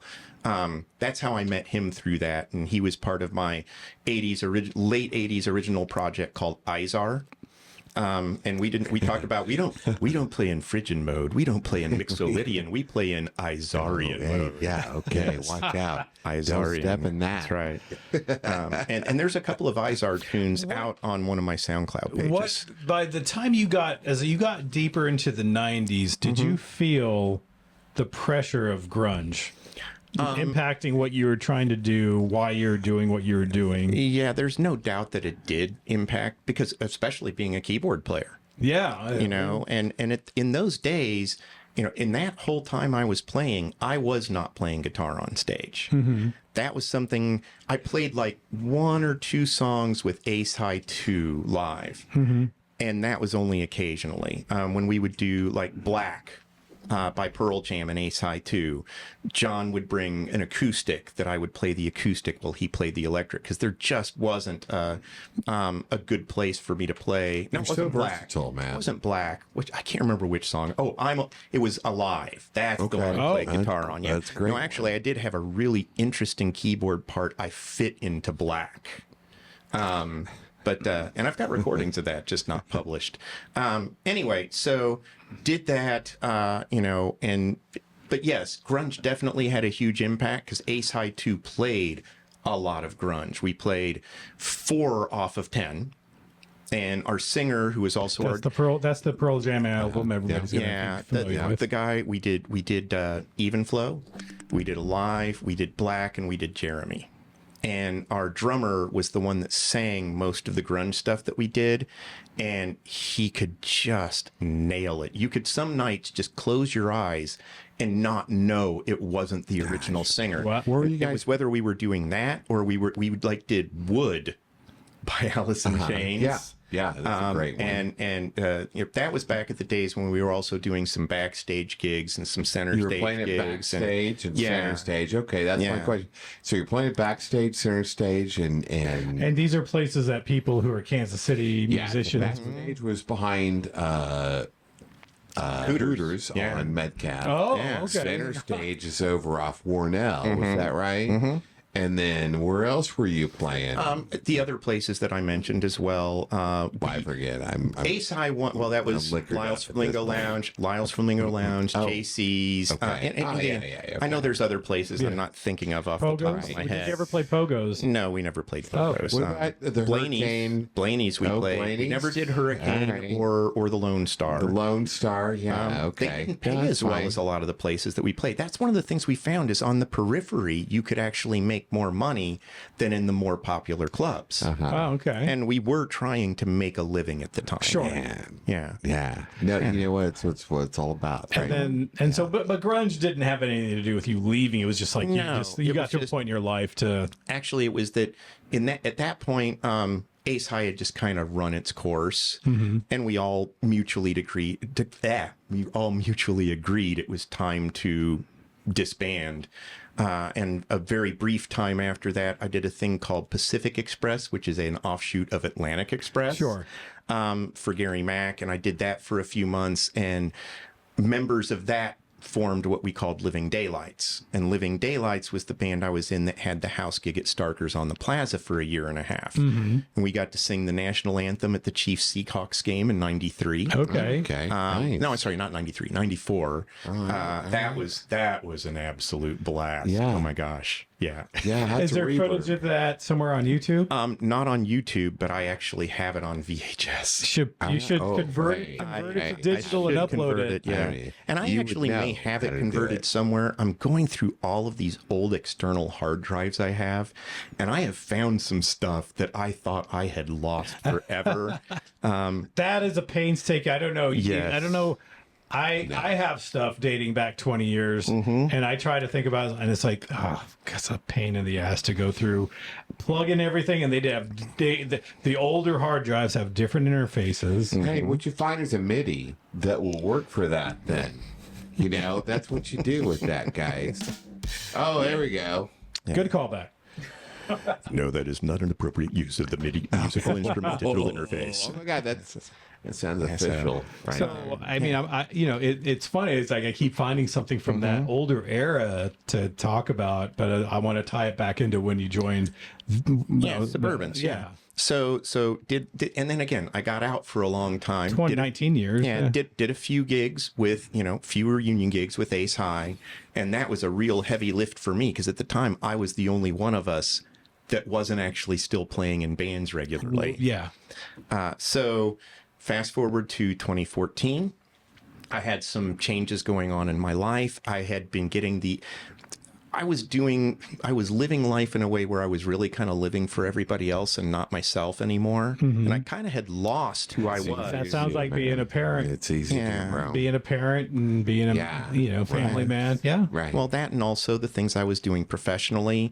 I had some friends who told me that there was a wedding I attended in August of 2013.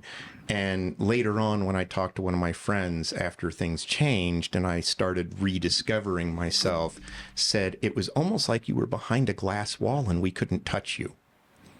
And that I know told people me, like that. and I first off, I'm sad that I got to that level, but I did. But again, I made some choices, and I started to get the itch February of 2014, and my friend Leo, I talked about before, Leo reached out to me right as I was getting the itch, and he said, "Hey, this band reached out to me needing a keyboard player. I'm in 3 bands already. I can't do it. I didn't know if you might be interested. Here's the guy's contact info." And so Lo and behold. I actually reached out to him, but this was not Suburbans. This was another band that no longer exists, and we won't talk names or anything. Okay. But I did actually get together with them and audition, and they would have had me. Their keyboard player was leaving to join Retroactive at the time. Okay. And he was a great guy, great player, but he wanted to play all 80s, and that's not who I am. Right. So right about that time, I also was posting for the first time the music I wrote for Keith's wedding. Sorrow's wedding. For Sorrow's wedding on So SoundCloud. you wrote music for Keith Sorrow's wedding. Yes, yeah. Back in 93. Yeah. Okay, and back in '93. Yeah. Yeah. And what type of music was this? It's very classically oriented. And then again, it's on my SoundCloud page, which we'll post the links on. Right. But but my original SoundCloud page is different. They both have it, but the copy on my newer SoundCloud page is much cleaner. But I was posting it, and I hadn't been on Facebook long at that time, or I hadn't been very active. But I was like, I wonder if Keith's on Facebook, because we hadn't talked really in about 5 years at that point. And so I just look for him on Facebook, find him, send him a friend request. Before the songs finished uploading, he accepted my friend request and sent me a message saying, "Do you want to be in my band?" And what was the name of that band? That was Suburban. I'm sorry. Yeah. Suburbans. Yes. Not the Suburbans. If you don't mind me perhaps delving into more personal, because obviously you are divorced, but you were married at the time. Did your decision to get back into playing live music on a regular basis, was that a variable or a factor in your marriage?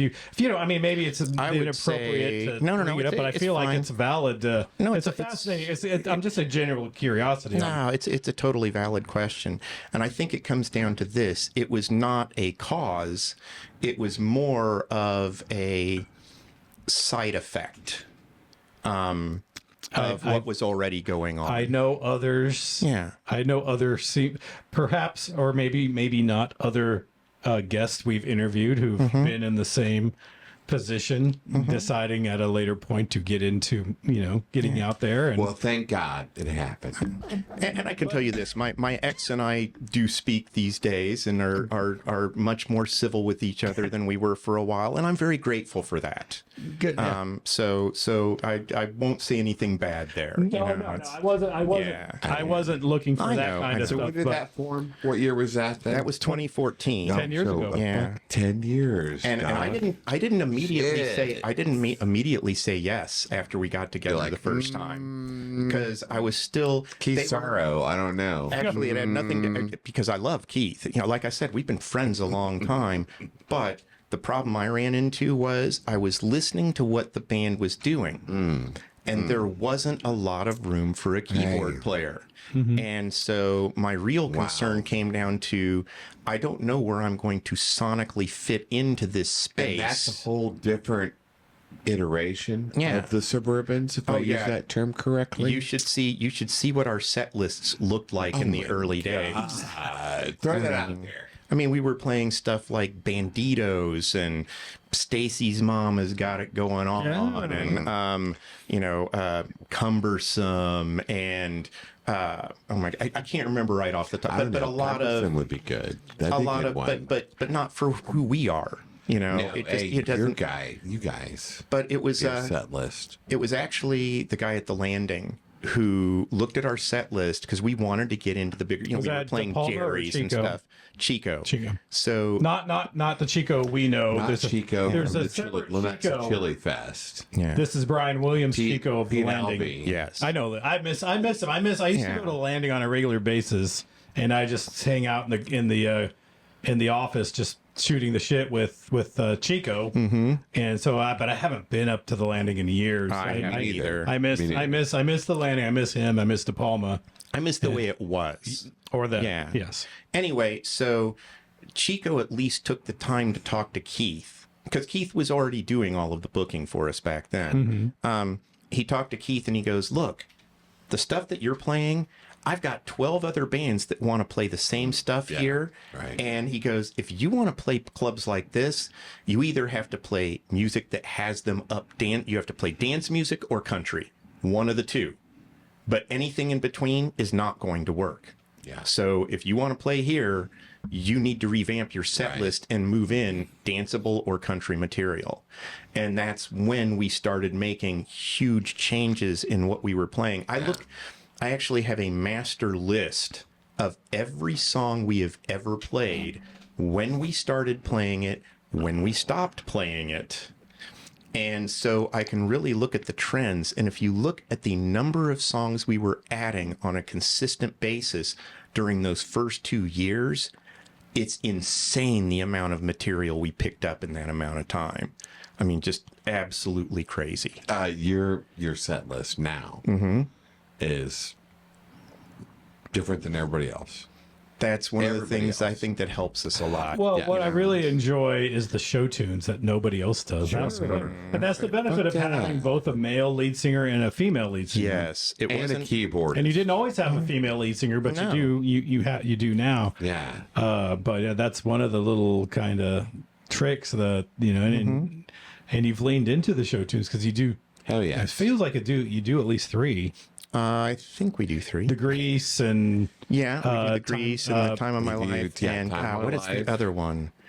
I can't remember off the top of my head, but either way, we do things that others don't. And I'll never forget, it was actually Cullen, our drummer, who suggested Time of My Life. Okay. And if there's anybody that will be the naysayer to something, I'm not trying to call him out, but I'm going to anyway. It is Keith. Yeah. Because Keith's like, do you really think this is going to go over? And I'm like, oh, not only is it going to go over, it is going to go over beyond your wildest dreams. And I go, Brian and Jillian will nail this. It will sound fantastic. Jillian. And your former female lead singer. Right. Well, since we're talking about time of your life, you guys played the Plaza Art Fair. Oh yeah, just last month. Just last month, and that was your second song, I think. Second or third song. I can't remember specifically where it was in the set list. I'm like, so I'm sure everybody. I'm assuming everybody listening knows what the Plaza Art Fair is, but it's one of the biggest outdoor events in Kansas City every year. Super big. Third or fourth weekend of September. Super big, bro. And they block off the streets on the Plaza, which is the big shopping center in Kansas City. And they have 2 or 3 stages, and they have an original band stage, they have an acoustic band stage, and then they have the main stage. They have with multiple stages. And then all the art vendors and stuff, and the food vendors and beer. Anyway, just if you're not familiar with what the Plaza Art Fair is in Kansas City. Exactly. So to get the headlining gig on a Friday or Saturday night at the Plaza is a very prestigious accomplishment that you guys achieved last month for the first time. And to drop Time of Your Life, like second or third song, I was like, I don't know about this, but it was hit well. The other thing we did at that show, which is really rare for us, right, is to take something that is such a high visibility, high profile gig, right, and do 2 brand new songs we had never performed in front of an audience at that show. We opened with Desire by U2. Oh, and we had never, we practiced it Tuesday night of that week. And same with Raise Your Glass. So both of those were Pink. Pink. You got it. And those were both debuts of those songs. And we just said, you know what? Let's go bold. Now, we picked songs that weren't overly complex that we could have, because we were on a short time frame when we made the choice. Right. Yeah, I get it. Yeah. Mm-hmm. Good songs for Shannon as well. I mean, you've got such a performer there. Definitely. Yeah. You have to showcase those songs. That, and the other thing that I really enjoy is that, occasionally Molly's daughter fills in for Shannon. That's right. Oh, I've seen, yes. Molly's daughter, Megan, I'm telling you, if she ever really wanted to pursue a music career, that girl has talent beyond anybody's. You would be amazed at where she could go, but she's just not. That's not what she's buying into, and it's a shame for me. And she knows I will say that. You know what? I think you've got enough experience where you'd be a great coach for anybody. I would love. That's something I want to do more of as I get older. Okay, all right. Because let's be honest, I won't be able to bounce around on stage like I do now forever. There comes a time where your body just says, you can't keep doing this like this. and I'll admit, in the last 2 years, I've started feeling it a little bit more. Don't get me wrong, I'm not going away anytime soon. But I know that time's going to come. And what would I want to do with that energy? I would love to help develop other artists. That's what I'd really love to do. You should. There you go. And you should. One of my favorite songs by Jim Erwin, Keith Erwin. I was going with, I don't know, is Love Shack, and I have a little dance I do to that. So I'm gonna do that. Do the for you dance. right now. Go. I'm gonna do that. He's had enough to drink to do this now. Yeah. But I've got to point the camera. I've got to point the camera at you, bro. Oh, you put the camera on me? Wait, no, you have to. Do I need to pull up the song? You don't have to. No. We got it. No. Okay. It goes. So when I was a mobile disc jockey for Disc Jockeys Incorporated, I did. We played Love Shack. It was a popular one back in the day, and so I do. It was Love Shack, baby. Love Shack. Oh, I like that. Baby, love shack. Baby, love shack. Baby. So I can do that pretty easily, still to this day. So recently, it was our Jack Roberts, who's our sound man. It was his birthday. I know Jack. Yeah. And instead of doing Love Shack, we did Love Jack. Baby, love Jack. We did to the Motions to Love Jack. Yeah, so yeah, we did Love Jack because he's a special person. No, he's cool. For the family. It's cool. Yeah. I know Jack. Yeah, that's nice. That's nice. Before we wrap up, I mean, there's one question. I mean, as a musician, you've been a full-time. You've gone through phases where you're a full-time musician. You've been a musician to some degree most of your life.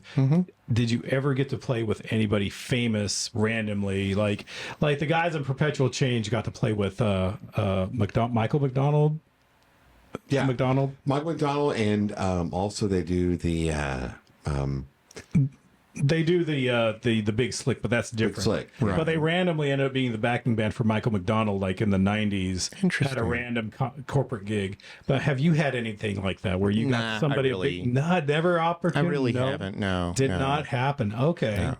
Nothing? Although I can tell you, here's the funny thing. What about meeting people? Well, I've met plenty of people, but in a lot of cases, that was prior to my music career because of my dad in the entertainment industry. Okay. So DJ guy, probably 6 months or so after the movie Grease came out in the 70s, I got to have lunch with Olivia Newton-John. Oh my gosh! Wow. Wow. Yeah. Now I would What a have hottie. lunch with her with a whole bunch of other people because her. What was it like seeing her at that period of time in person? Well, first off, I was 14 years old, so Brutal. we won't talk about too many things there, but no, she literally was sitting almost directly across the table from me, and if you thought she was beautiful on film, Oh my gosh. in person, she was beyond stunning. Yeah. It was crazy. Blonde Because hair, it wasn't blue just that she was eyes. good looking. Oh my gosh. Her personality was just and the so. accent. Yeah. And She's Australian. Oh yeah, the Australian accent. Oh, the accent will Right. get you every Oh, time. no. Yeah. But no, I got to meet her. Got to meet and have dinner with and hang out with. Are you ready for this? Leif Garrett. Oh, what point of Leif Garrett? This would have been Leif Garrett in 1978. so when he was at his early peak. So right after he started the recording career portion. How old are you? And How old were you? At this I was 13 at the time. Okay. Yeah, hold on. 13, 12, Man. 13. Yeah, 13. He was guest host, or he was the celebrity host or judge for the Miss Teenage Kansas City pageant, which my dad's radio station was sponsoring. And so one of my dad's best industry contacts, obviously I've had a little travelers, industry contacts was Ben Scotty of Scotty Brothers Promotions. That's also how I met Olivia Newton-John. Scotty Brothers Promotions was her firm, as well as Leif Garrett's, and so as well as Barbara Streisand's. But Leif was coming in town. Well, the night before, we went out to a dinner is it the Ritz-Carlton now? Sure. Used to be the Alameda Plaza. We had dinner on the rooftop of the Alameda Plaza with was me and my dad and Leif and his personal manager and Ben Scotty. Nice. And got to hang out and get to know him was he? somewhat. He was very interesting. He was very interesting. He was already. I can't tell these stories. That would be but we'll just put it this way. Wait a minute, you could So- like in. Well, I just I know he was. That was when he was on the verge of some of his. he was Sure. already he was only 15 at the time, and he was already drinking pretty heavily. And that was 23. 2 years older than Yeah, you. he was almost 16 at that point. But yeah, I was in 8th grade and he was touring the world. Yeah. But so we had dinner, then we went back to the radio station, which was WHB. My dad was GM there for 10 years. WHC. Anyway, so we go back and he took calls on the air Oh, at my WHB gosh. that night. Lit And then the up. Miss Teenage Kansas City pageant was the next day or next night. And so I went and hung out with him while he was doing all of the autograph Man. signing Yeah. and had another meal with him at that point and stuff. Yeah. And it was pretty fun, but I could already kind of tell He was on the wrong path. he was on a bad Well, path. you're a smart guy, so Oh, trust me, I've had my yeah, bad path days too. So we don't need that. we for won't talk another about day. those. Yeah. Well, okay, so shifting away from that, Yeah. when you're playing today, what is your favorite song to play with the Suburbans? Or in general, maybe not even with the Suburbans, but ever, whichever one you want to go. Ever in Suburbans, that's a big change. I would say with Suburban's current set list, right? Even though we don't play it very often anymore, actually Brick House would be my favorite. Really? Wow. Yeah. Okay. And Why? there's two reasons for that. Number one is that I just like the brass parts. I think they're a lot of fun to play. And you're playing on my keyboard. Yeah. So the brass parts, and then that's where I get to do one of my ripping solos. And I really don't solo that much with Suburbans.